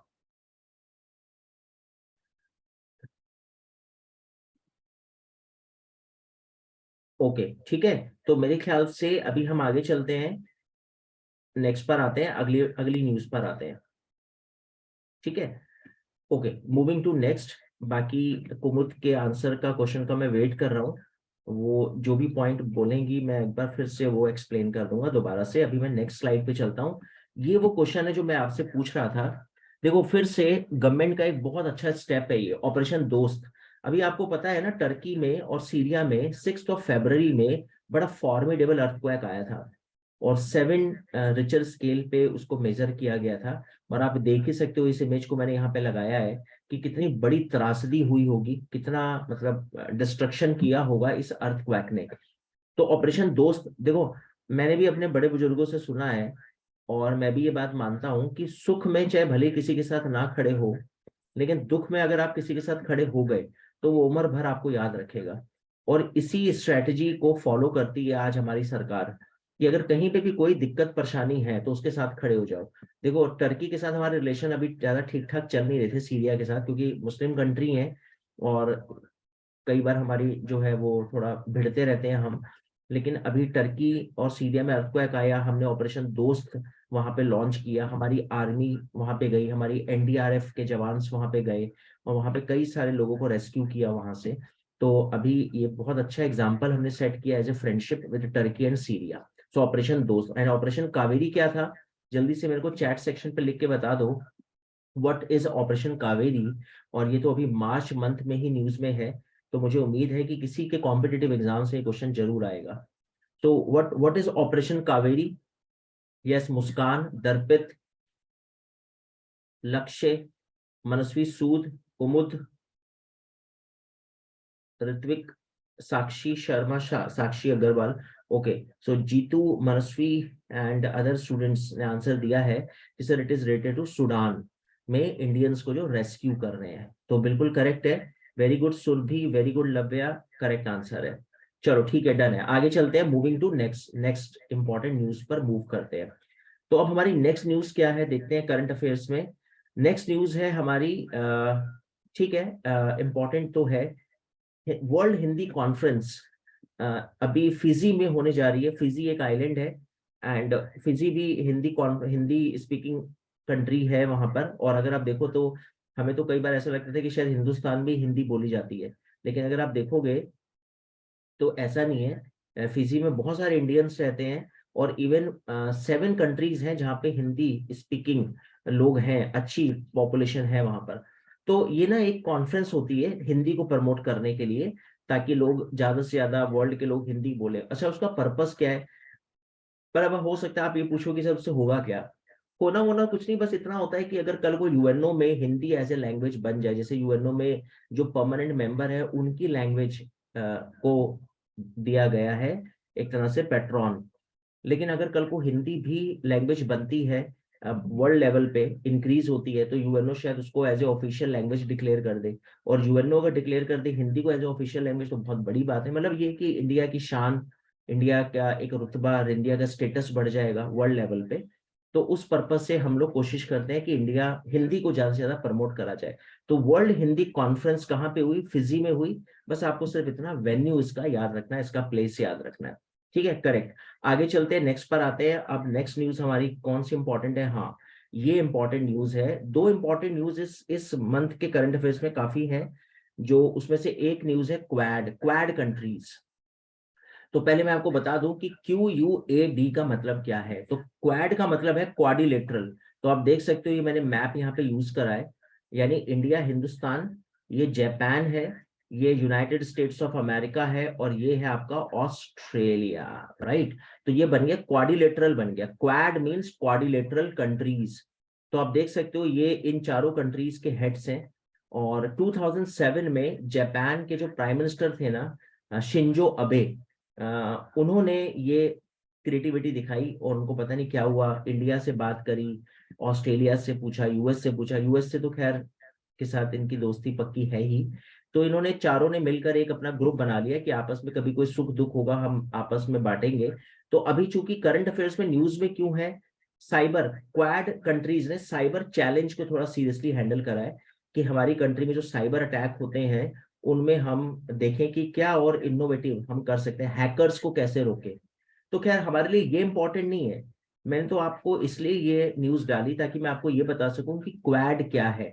तो मैंने होप आपको ये समझाने में मैं कामयाब हो चुका हूँ कि क्वाड का मतलब आप समझ ही गए, क्वाड्रिलेटरल कंट्रीज हैं ये, और ये 4 कंट्रीज का ग्रुप है। और इन कंट्रीज के हेड ऑफ नेशंस एटलीस्ट हमको पता होने चाहिए। जैसे जो बिडेन तो खैर बहुत फेमस है।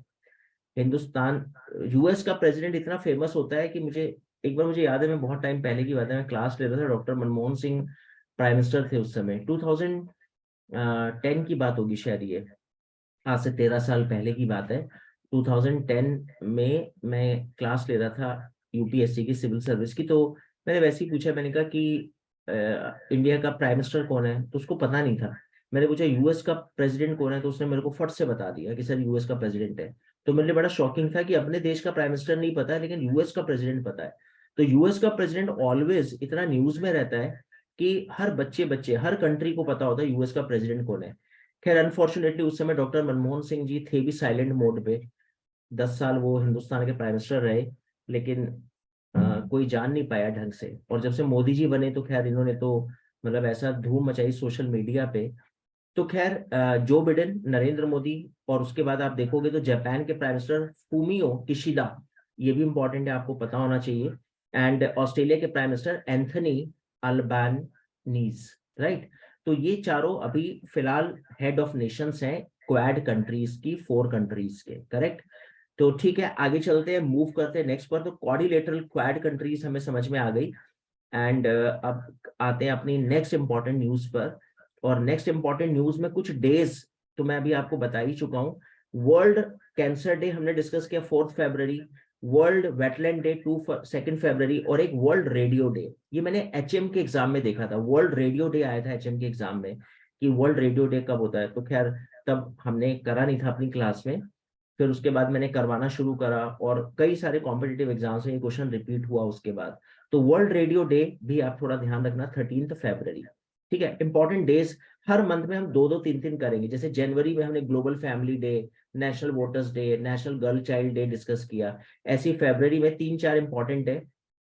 वैसे फरवरी में हमारा ना नेशनल साइंस डे आता है। किसी स्टूडेंट को आइडिया है नेशनल साइंस डे हम लोग कब सेलिब्रेट करते हैं? सीवी रमन ने रमन इफेक्ट इन्वेंशन की थी। और ये क्वेश्चन है मेरा मुस्कान और निहारिका और निष्ठा से, national science day in the month of February किस डेट में हम लोग सेलिब्रेट करते हैं? और परिधि कालरा अगर इसका आंसर दे तो। मनस्वी सूद का आंसर आया है कि 28 फरवरी। ओके, सो ओनली मनस्वी सूद ने आंसर दिया है कि सर 28 फरवरी। कुमुद ने बोला है कि 20 फरवरी क्वेश्चन मार्क, बट निहारिका ने भी बोला 28 फरवरी। यस, तो 28 फरवरी नेशनल साइंस डे भी एटलीस्ट आप याद रखना। राइट है मुस्कान, 28 फरवरी इसका आंसर है। सीवी रमन का नाम आपने शायद सुना हो, चंद्रशेखर वेंकट रमन। इन्होंने रमन इफेक्ट ढूंढा था और इनको नोबेल प्राइज मिला था। ये हिंदुस्तान के सेकंड नोबेल प्राइज विनर थे, लेकिन फर्स्ट साइंटिस्ट थे, क्योंकि हिंदुस्तान का पहला नोबेल प्राइज विनर 1913 में अगर आपको याद हो तो रविंद्रनाथ टैगोर, राइट। रविंद्रनाथ टैगोर को गीतांजलि लिटरेचर के लिए नोबेल प्राइज मिला था। इसको अपनी नोटबुक पे प्लीज नोट कर लो। अचानक मुझे ध्यान आ गया इसलिए मैंने डिस्कस कर लिया आपके साथ। So first Nobel prize Indian Rabindranath Tagore. Nobel prize किस फील्ड में उनको मिला? लिटरेचर। गीतांजलि उनकी बुक थी जिसके लिए उनको नोबेल प्राइज मिला। तो first Rabindranath Tagore, second CV Raman, लेकिन ये फर्स्ट साइंटिस्ट थे। तो 28 फरवरी को इन्होंने रमन इफेक्ट इन्वेंशन किया था। क्या था रमन इफेक्ट? वो सन की रेज जब डस्ट पार्टिकल से टकराती है तो वो स्कैटर्ड हो जाती है। आपने कभी देखा होगा विंडो से सन की रेज आ रही है तो डस्ट पार्टिकल आपको दिखाई देते हैं ना रेज में, थोड़े स्कैटर्ड स्कैटर्ड से। तो वो रमन इफेक्ट था, करेक्ट। अब देखो इतनी सी बात की इन्होंने बता दी, इनको नोबेल प्राइज मिल गया। हम इतनी क्लासेस में बोलते रहते हैं हमें कोई प्राइज नहीं मिल रहा, लेकिन बस वही है, जो पहले बोले उसको प्राइज मिल जाता है। तो इसलिए कोशिश करनी चाहिए, इनोवेटिव आइडियाज हमेशा आपको बता देने चाहिए। कोई मन में कोई बात हो तो कह देनी चाहिए, और कोई एक्सपेरिमेंट करना हो तो कर लेना चाहिए, क्या पता वो आगे जनरेशन के लिए कितना बेनिफिट हो जाए उसको। तो खैर ये बताओ, 3 फरवरी वर्ल्ड रेडियो डे क्लियर है आप लोगों को? अब हम चलते हैं अपनी लास्ट 3-4 न्यूज पर, और उसमें हमारी धमाकेदार न्यूज है अगली। तो सुरभि, आपको सलमान रश्दी के बारे में कुछ आइडिया है? सलमान रश्दी कौन है? सलमान रश्दी बहुत फेमस ऑथर है एंड ग्रेट ऑथर है, यस, वेरी गुड सुरभि। और अगर आपने कभी इनके बारे में सुना हो, रिया शर्मा, ऋत्विक ने, या परिधि कालरा, या साक्षी अग्रवाल ने, इनकी एक बड़ी फेमस बुक थी जिसकी वजह से ये बड़ी चर्चा में रहे, और वो बुक थी द सैथनिक वर्सेस। इसमें इन्होंने इस्लाम को लेके कुछ बोला था जिसकी वजह से फतवा जारी हो गया था इनके नाम का, कि इनकी गर्दन काट के जो लाएगा उसको इतने लाख रुपए का इनाम मिलेगा। तो ये बेचारे भागे भागे घूमे कई सारी कंट्रीज। तो ये बुक मिडनाइट चिल्ड्रन इनकी बड़ी फेमस बुक है। ये दो इनकी वो बुक जिसने इनको popularity the, and he became the prolific writer. But right now in the month of February he became famous because of his new release book victory city. तो अभी हमारे लिए करंट अफेयर्स में तो victory city, diary number 1, and Ambedkar our life, ये मैंने 3 authors, great authors, उनमें से खैर एक तो ग्रेट ऑथर नहीं है, रंजन गोगोई तो खामखा के ऑथर बन गए। वैसे तो शशि थरूर और सलमान रश्दी तो मतलब जिसे कहते हैं ना कि बाय बर्थ राइटर है ये लोग। पता नहीं पैदा होते ही शायद इन्होंने नर्स से मांगा होगा पेन लेकर आओ कुछ लिखना है हमें, मतलब कुछ टैलेंट होता है शायद, अपने अपने लास्ट इनकारनेशन से ना आप लेकर आते हो, वो बाई बर्थ होता है। ऐसे ही शशि थरूर और सलमान रश्दी। रंजन गोगोई ने तो खैर बाद में अभी फर्स्ट ही बुक लिखी। तो विक्ट्री सिटी सलमान रश्दी की बुक है, लेकिन आपको ये 2 बुक भी याद रखनी है, the satanic verses and midnight children, correct. So very famous book in the month of February. चलो ठीक है, आगे चलते हैं, जल्दी से इसको फिनिश करते हैं। तो मैं आपको यहाँ पे एक, ये लास्ट, ये न्यूज, फिर वर्ल्ड बैंक, एंड देन ये 3 स्लाइड में आपके साथ लास्ट डिस्कस करूंगा, और फेब्रवरी को हम पैक करेंगे। फिर I will ask some question so that I can check that how sincerely Paridhi Kalra, Ritwik, रिया, साक्षी अग्रवाल, सुरभि, तन्नू चौधरी, इन सब ने कितने ध्यान से मेरे को सुना। सर 20 फरवरी को कुछ नहीं हुआ था, 20 फरवरी को हुआ तो बहुत कुछ होगा लेकिन पता नहीं कुमुद, अब आप क्या पूछना चाह रहे हो कि इस साल 20 फरवरी, या पिछले साल, या सन 1972 की 20 फरवरी? तो थोड़ा सा क्वेश्चन कंफ्यूजिंग है आपका। मतलब अभी इसी साल 20 फरवरी की बात कर रहे हो क्या कुमुद आप? वैसे कुमुद मैंने आपको करंट अफेयर्स के शुरू में ही बोला था कि 900 न्यूज होती हैं एक महीने में। अच्छा ओके, वैसे ही पूछा। अच्छा फिर वैसे कोई खास नहीं होगा, तो पता नहीं। 900 न्यूज तो मैंने छाटी हुई है, मेरे पास इतनी बड़ी नोट्स की बुकलेट है फैब्रवरी करंट अफेयर्स की। जो मैं आपके साथ डिस्कस नहीं कर रहा, वो यूपीएससी सिविल सर्विस की क्लासेस में हम लोग डिस्कस करते हैं। आपके लिए तो, आप लोगों के लिए तो बड़ी स्पेशल स्पेशल न्यूज, जो बड़ी एकदम हिट द टारगेट, उन्हीं को डिस्कस कर रहा हूँ सिर्फ आपके साथ। तो खैर अभी मुझे ध्यान नहीं आ रहा 20 फरवरी को कुछ इंपॉर्टेंट हुआ हो। आपका बर्थडे आता है ठीक है, बढ़िया है। Right right correct. ठीक है, वैसे एक बात है, जिनके बर्थडे 10 को, 20 को, 30 को आते हैं ना, न्यूमरोलॉजी के अकॉर्डिंग ये लोग ऑलराउंडर टाइप के होते हैं। इनके बारे में कीरो बोलता है, ग्रेट न्यूमरोलॉजिस्ट, कि they all are jack of all trades but master of none. यानी ये हर फील्ड में थोड़ा थोड़ा इनको पता होगा, ये प्लम्बर भी काम इनको आता होगा, ये बिजली में भी अगर कुछ गड़बड़ हो जाए घर में तो उसमें भी तार जोड़ना सीख के लेंगे, राइट। कोई टीवी का प्लग खराब हो जाए तो उसको भी जोड़ लेंगे ये, है ना। तो हर चीज इन्हें थोड़ी थोड़ी आती है, क्योंकि इनके पीछे जीरो लग गया तो उसको बोलते हैं कंप्लीट। तो हर चीज की नॉलेज इनको थोड़ी थोड़ी होगी। तो मुझे पता नहीं कि आपको ये नॉलेज है या नहीं, और आप में ये फंडा फिट बैठता है या नहीं, राइट। चलो खैर, तो आगे चलते हैं, हम अपने बात पर, टॉपिक पर आते हैं, last 3 points. So well, north India का first nuclear power plant Gorakhpur. लेकिन गोरखपुर सुनते ही ना हमें योगी आदित्यनाथ जी की शक्ल याद आ जाती है, इतना गोरखपुर को उन्होंने हिट कर दिया। कभी ऐसे कहीं पढ़ रहे हो ना गोरखपुर, ऐसा लगता है योगी आदित्यनाथ जी साक्षात प्रकट हो गए। तो खैर ये गोरखपुर में आप ये ध्यान रखना कि ये उत्तर प्रदेश में नहीं है, ये हरियाणा, गोरखपुर विलेज के पास, गोरखपुर के पास एक विलेज है फतेहाबाद, वहां वो डिस्ट्रिक्ट है हरियाणा का।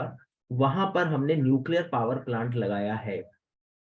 तो बहुत बड़ी बात है कि नॉर्थ इंडिया का फर्स्ट रनिंग, वैसे इससे पहले नरोरा उत्तर प्रदेश में है, लेकिन अभी रनिंग कंडीशन में ये पहला डिक्लेयर हुआ है जहां पे अभी हम न्यूक्लियर पावर जनरेट करेंगे। तो न्यूक्लियर पावर आप समझते हो ना, एटम बॉम्ब भी बन सकता है, लेकिन अभी न्यूक्लियर एनर्जी बनाएंगे।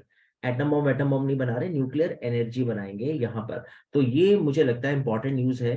और आप इसको स्टार मार्क कर लेना कि नॉर्थ इंडिया का nuclear power setup Gorakhpur Haryana में अभी बना। लेकिन अब आप मेरे से ये पूछ सकते हो कि सर इससे पहले और कई हमारे पावर स्टेशन थे, न्यूक्लियर पावर स्टेशन, जहां हमने एटम बॉम्ब, न्यूक्लियर एनर्जी ये सब बनाई हो। तो ये लिस्ट मैंने यहाँ पे मेंशन की है।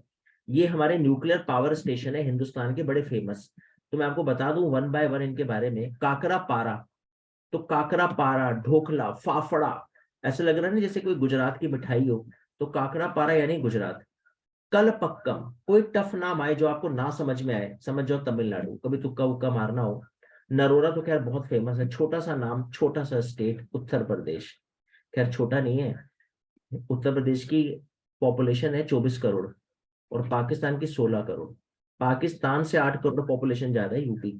उत्तर प्रदेश वाले एक तरफ भाग जाए ना पाकिस्तान की तरफ, तो पाकिस्तान में खड़े होने की जगह ना हो, पाकिस्तान को पाकिस्तान खाली करना पड़ जाए, और ये सब मिलके एक एक बाल्टी पानी डाल दे तो बाढ़ आ जाए वहां पर। फिर भी आप देखो पाकिस्तान की हिम्मत हमसे भिड़ता रहता है, जबकि हमारा यूपी काफी है पाकिस्तान के लिए। तो खैर, नरोरा पावर स्टेशन है यूपी में। कैगा, के से कैगा, के से कर्नाटका, राइट। राजस्थान, वैसे इसका नाम है रावत भाटा, तो ऐसा लग रहा है जैसे किसी राजपूत का नाम हो, रावत भाटा। तो ये राजस्थान में है, रावत भाटा atomic power station. Tarapur Maharashtra, ये थोड़ा आपको रटना होगा। और कुड्डन कुल्लम, फिर से टफ नाम, यानी तमिलनाडु। ये क्वेश्चन मैंने एग्जाम में देखे हुए हैं 10 ईयर्स में, इसलिए मैंने आपके साथ ये सब शेयर कर रहा हूँ करंट अफेयर्स के साथ साथ, ताकि मैं कुछ स्टैटिक जीके, ऐसी स्टैटिक जीके जो जनरली हम अपनी क्लासेस में मिस कर जाते हैं, वो करंट अफेयर्स के बहाने मैं ऐड कर देता हूँ, ताकि आप लोगों को अगर कोई क्वेश्चन आ जाए इससे रिलेटेड तो आपको याद रहे। तो आप समझ गए, गोरखपुर में लेटेस्ट न्यूक्लियर पावर प्लांट, और ये हमारे ओल्ड पुराने न्यूक्लियर पावर प्लांट हैं, जो एटलीस्ट आपको इनके नाम और इनका प्लेस, बस लोकेशन आपको पता हो। करेक्ट। चलो अच्छा, पहले मेरे को ये बताओ यहां तक क्लियर है? कोई ऐसा पॉइंट साक्षी को, सौरभ को, सुहानी बत्रा, सुरभि, तनु चौधरी, तनिषा चोपड़ा, परिधि कालरा, निष्ठा, मुस्कान, निहारिका, लव्या को ना समझ में आया हो तो पूछो मेरे से, अदरवाइज फिर मैं लास्ट 2 न्यूज को कवर करता हूं और फिर एमसीक्यूज पे चलते हैं। ओके, सो लव्या को भी क्लियर है, जीतू और जिया को क्लियर है, जीतू और जिया को। Okay, thank you Paridhi, thank you Yash. Ishu Bhardwaj को क्लियर है, थैंक यू निहारिका।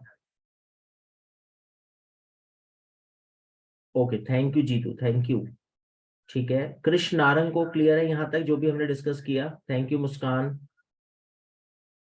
अच्छा, सीएफआई एंड कैग में डिफरेंस क्या था? ठीक है भूमि, भूमि सीएफआई जो है वो है हमारा कंसोलिडेटेड फंड ऑफ इंडिया, ये लॉकर का नाम है, ये लॉकर है, राइट। और इस लॉकर की केयर कौन करता है? CAG, comptroller auditor general. तो ये पोस्ट है और ये लॉकर है, ठीक है।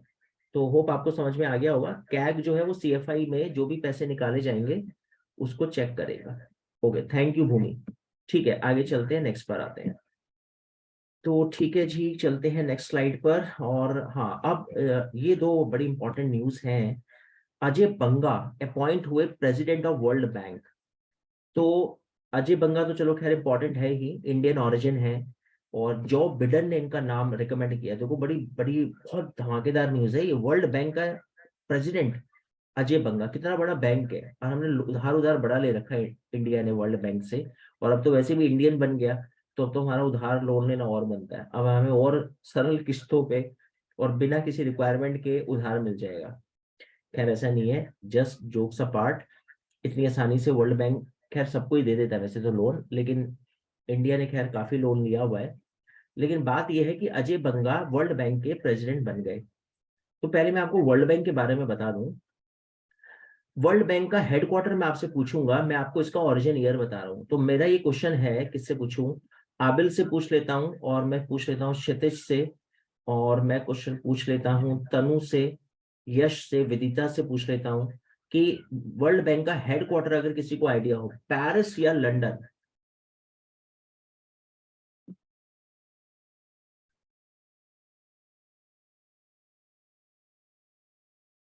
ओके, सो सुरभि ने, क्षितिज ने, लव्या ने सब आंसर दे रहे हैं, एंड ठीक है। और साक्षी शर्मा का भी आंसर है कि सर लंदन। ठीक है, चेक करते हैं, चेक करते हैं कि आप सही हैं या गलत। एंड ठीक है, रिया शर्मा ने भी आंसर दिया, सुहानी ने, यश ने, साक्षी ने, क्षितिज ने, लव्या ने, रिया ने। ठीक है, तो चलो मैं आपको इतना बता दूं कि ना तो ये पेरिस में ना ये लंदन में है।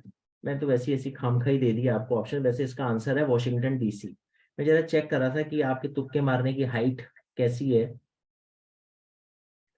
तो Washington DC, district of Columbia, right, DC stands for district of Columbia. तो वॉशिंगटन डीसी में इसका हेडक्वार्टर है। ये इंडिया के दो बहुत बड़े बैंक हैं। आईएमएफ का नाम अगर शायद आपने कभी सुना हो, international monetary fund, world bank and IMF दोनों को ना ब्रेटन वुड्स ऑर्गेनाइजेशन और ट्विन सिस्टर के नाम से जाना जाता है। ये दोनों बहुत बड़े बैंक है। 1945 सेकेंड वर्ल्ड वॉर के बाद दोनों का ओरिजिन हुआ और दोनों का हेडक्वार्टर कहाँ पर है? वॉशिंगटन डीसी में। Correct. So Washington DC, district of Columbia. तो ये एटलीस्ट आपको कम से कम इन दोनों के ईयर, इन दोनों का ओरिजिन ईयर, दोनों का हेडक्वार्टर, और वर्ल्ड बैंक का दूसरा नाम है IBRD, international bank for reconstruction and development. तो आईबीआरडी भी आपको याद रखना है, क्योंकि ना कई बार ये क्वेश्चन ऐसे आया, आईबीआरडी का हेडक्वार्टर बता दो।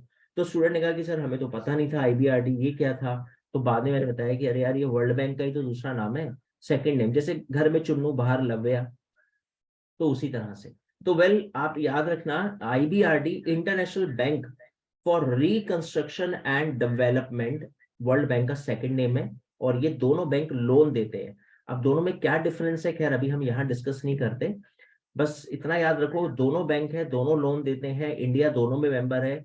हम हर ऐसी जगह में मेंबर है जहां से लोन मिलता है, और छोटे मोटे मेंबर नहीं, अच्छे वाले मेंबर है। सबसे ज्यादा लोन हम ही ने उठा रखा है इन दोनों बैंकों से। तो IMF and world bank, correct. तो वर्ल्ड बैंक का भी चेयरमैन प्रेसिडेंट कौन बना? अजय बंगा।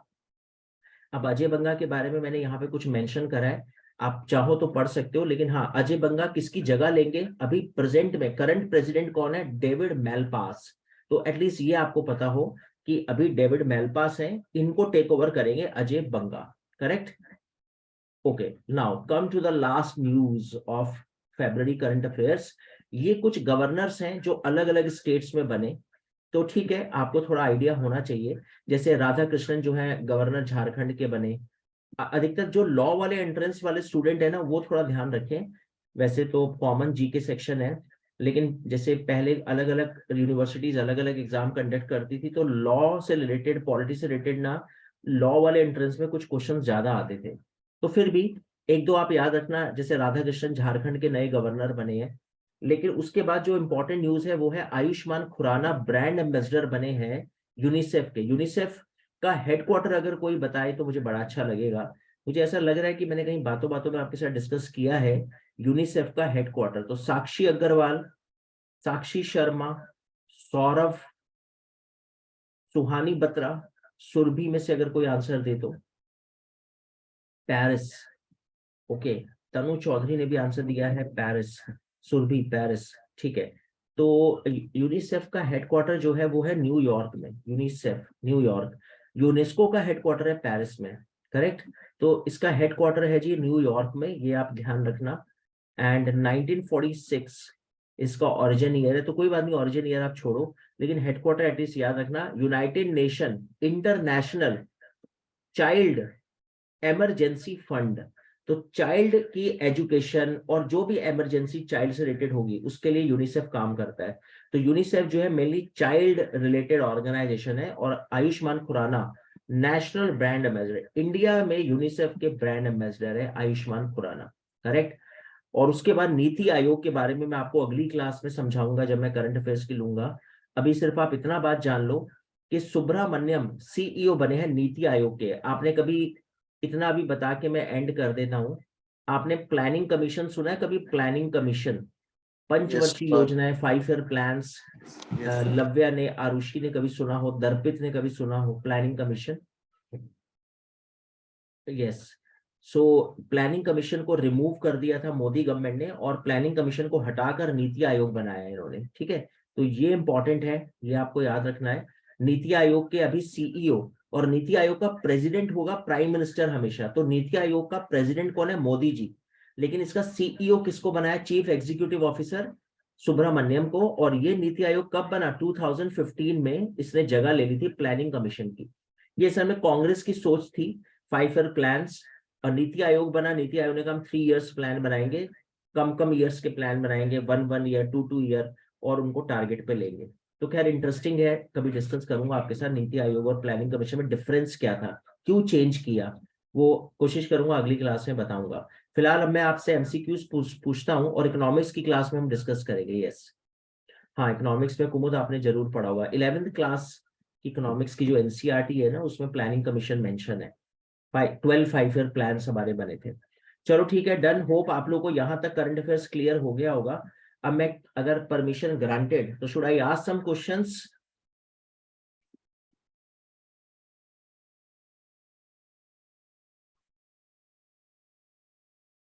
Okay, thank you Lavya, thank you Kumud. So hope Darpit, Arushi, Bhumi, Brahmjot, Ritvik, Sakshi and other students भी एग्री होंगे कि अब हम शुरू कर सकते हैं, एंड तनु चौधरी भी, कि अब हम अपने एमसीक्यूज को स्टार्ट करते हैं। तो वेल स्टूडेंट, ठीक है, करते हैं स्टार्ट। थैंक यू भूमि। ठीक है, तो अब मैं आता हूँ क्वेश्चन नंबर 1 पर, एंड आप जल्दी से मुझे इसका आंसर बताओ। Yes, this is question number 1, so please try to give the answer of question number 1.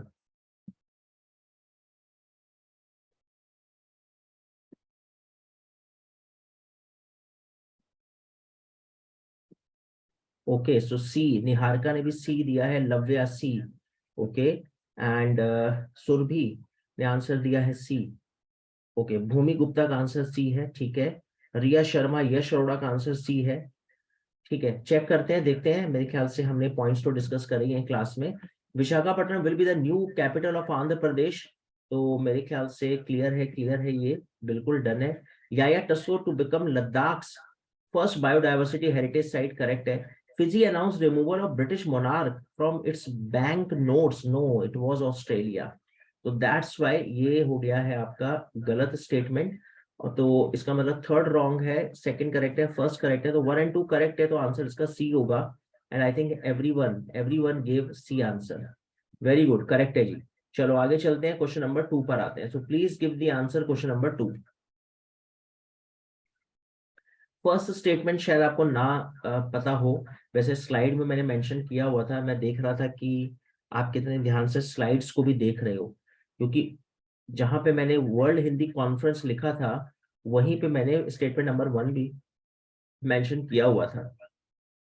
Well, साक्षी ने आंसर दिया, भूमि गुप्ता का आंसर है, यश, सुरभि, तनु चौधरी, परिधि, सौरभ, लव्या, सभी स्टूडेंट आंसर दे रहे हैं, और ए और सी में थोड़ी कंफ्यूजन है। ठीक है, चेक करते हैं, बी भी आंसर आया मुस्कान का। ठीक है, देखते हैं। काला घोड़ा आर्ट फेस्टिवल एक बड़ी फेमस आर्ट फेस्टिवल है, महाराष्ट्र में एक जगह है काला घोड़ा, वहीं पर ये जो है आर्ट फेस्टिवल होता है, ग्रेट आर्टिस्ट आते हैं, इसलिए उस जगह के नाम से इसका नाम पड़ गया काला घोड़ा आर्ट फेस्टिवल। बिल्कुल सही है, मुंबई में होता है। 26 फरवरी तो अभी हमने डिस्कस कर ही लिया, 28 फरवरी है साइंस डे, सीवी रमन, और फिजी में हुआ ना कि ऑस्ट्रेलिया में, इस वजह से रॉन्ग है। सो फर्स्ट करेक्ट है, और हमें निकालना क्या था, आर करेक्ट, तो मेरे ख्याल से नो डाउट एट ऑल, पहला स्टेटमेंट करेक्ट है, सेकंड एंड थर्ड रॉन्ग है, तो इसका आंसर होगा जी 1 ओनली। तो आई थिंक होप जिन स्टूडेंट ने आंसर दिया है ए, सुहानी बत्रा को भी समझ में आ गया होगा कि इसका आंसर है ए। Thank you. तो आगे बढ़ते हैं, क्वेश्चन नंबर 3 पर आते हैं। So please give the answer question number 3।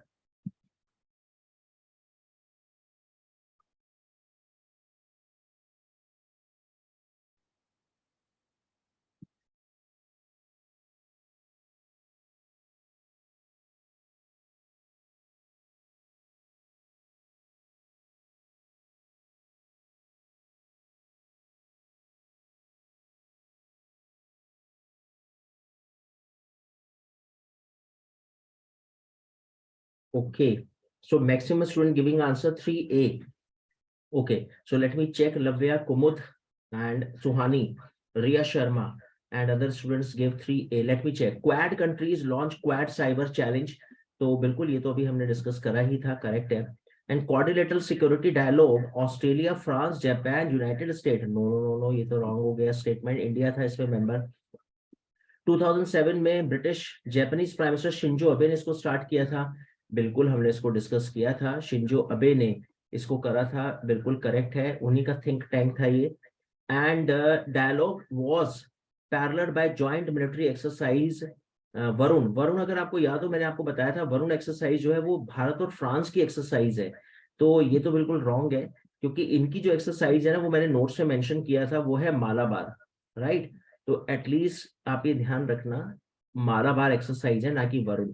तो इसलिए ये भी रॉन्ग है, ये करेक्ट है, ये रॉन्ग है, ये करेक्ट है। निकालना क्या था, not correct. So 2 and 4 and the right answer is a. तो वेरी गुड स्टूडेंट्स, आप में से मैक्सिमम स्टूडेंट ने आंसर दिया है ए, गुड वन। सो आते हैं question number 4 last. Yes, please give the answer, question number 4।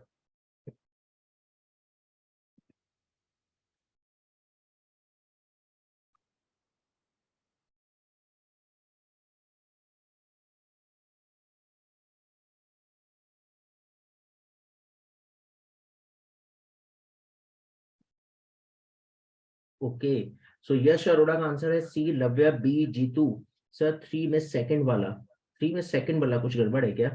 ठीक है, अभी चेक करते हैं। साक्षी ने बी दिया है, रिया ने सी दिया है आंसर, एंड ठीक है ठीक है ठीक है, लक्ष्य का आंसर है बी, कुमुद का आंसर है बी, परिधि कालरा बी, एंड निष्ठा बी, सौरभ बी। ठीक है, तो मैक्सिमम स्टूडेंट बी आंसर दिया, दर्पित ने भी आंसर दिया बी। ठीक है, तो मेरे ख्याल से no doubt at all, Ajay Banga world bank के प्रेसिडेंट है, इससे पहले अभी डेविड मलपास है, और वॉशिंगटन डीसी इसका हेडक्वार्टर है। नॉट करेक्ट निकालना है तो only 3 and right answer B for Bombay. So एक बार हम पीछे देख लेते हैं, कुछ कंफ्यूजन अगर किसी स्टूडेंट को। So Quad third, the dialogue was initiated in 2007 by Japanese prime minister Shinzo Abe. तो बिल्कुल करेक्ट है ये स्टेटमेंट, इसमें कोई डाउट नहीं है, शिंजो अबे ने इसको स्टार्ट किया था। अभी फुमिदो किशिदा है, लेकिन 2007 में इन्होंने स्टार्ट किया था, और इसमें फ्रांस नहीं है, इंडिया है, इस वजह से रॉन्ग था। और एक्सरसाइज वरुण नहीं है, मालाबार है, इस वजह से रॉन्ग है। साइबर चैलेंज इन्होंने करा है, बिल्कुल करेक्ट है। तो 2 and 4 इसका आंसर था सेकंड वाला। सेकंड वाला mean second statement, question number 3 का, जीतू। ओके, करेक्ट है। Okay, so thank you very much students. I think hope, कितने स्टूडेंट है जिनका स्कोर 4 out of 4 है, जो अभी हमने डिस्कस किए 4 questions? Yes, okay, Lavya, Surbhi के 3, रिया शर्मा के 4 out of 4, okay very good. Sakshi के 2 ठीक है, साक्षी शर्मा के 3 ठीक है, क्षितिज के 3, तनु चौधरी के 4 out of 4, okay very good. And yes, चलो, यश अरोड़ा के भी 3 ठीक है, कुमुद का 1 है, एंड जीतू के 5 ठीक हो गए हैं। जीतू कह रहा है सर आपने 4 पूछे, मैंने 5 कर दिए। ओके, निहारिका के 3 ठीक है, वेरी गुड स्टूडेंट्स। लक्ष्य गांधी के भी 3 ठीक है, good one, very good Lakshya. So let me clap for all of you.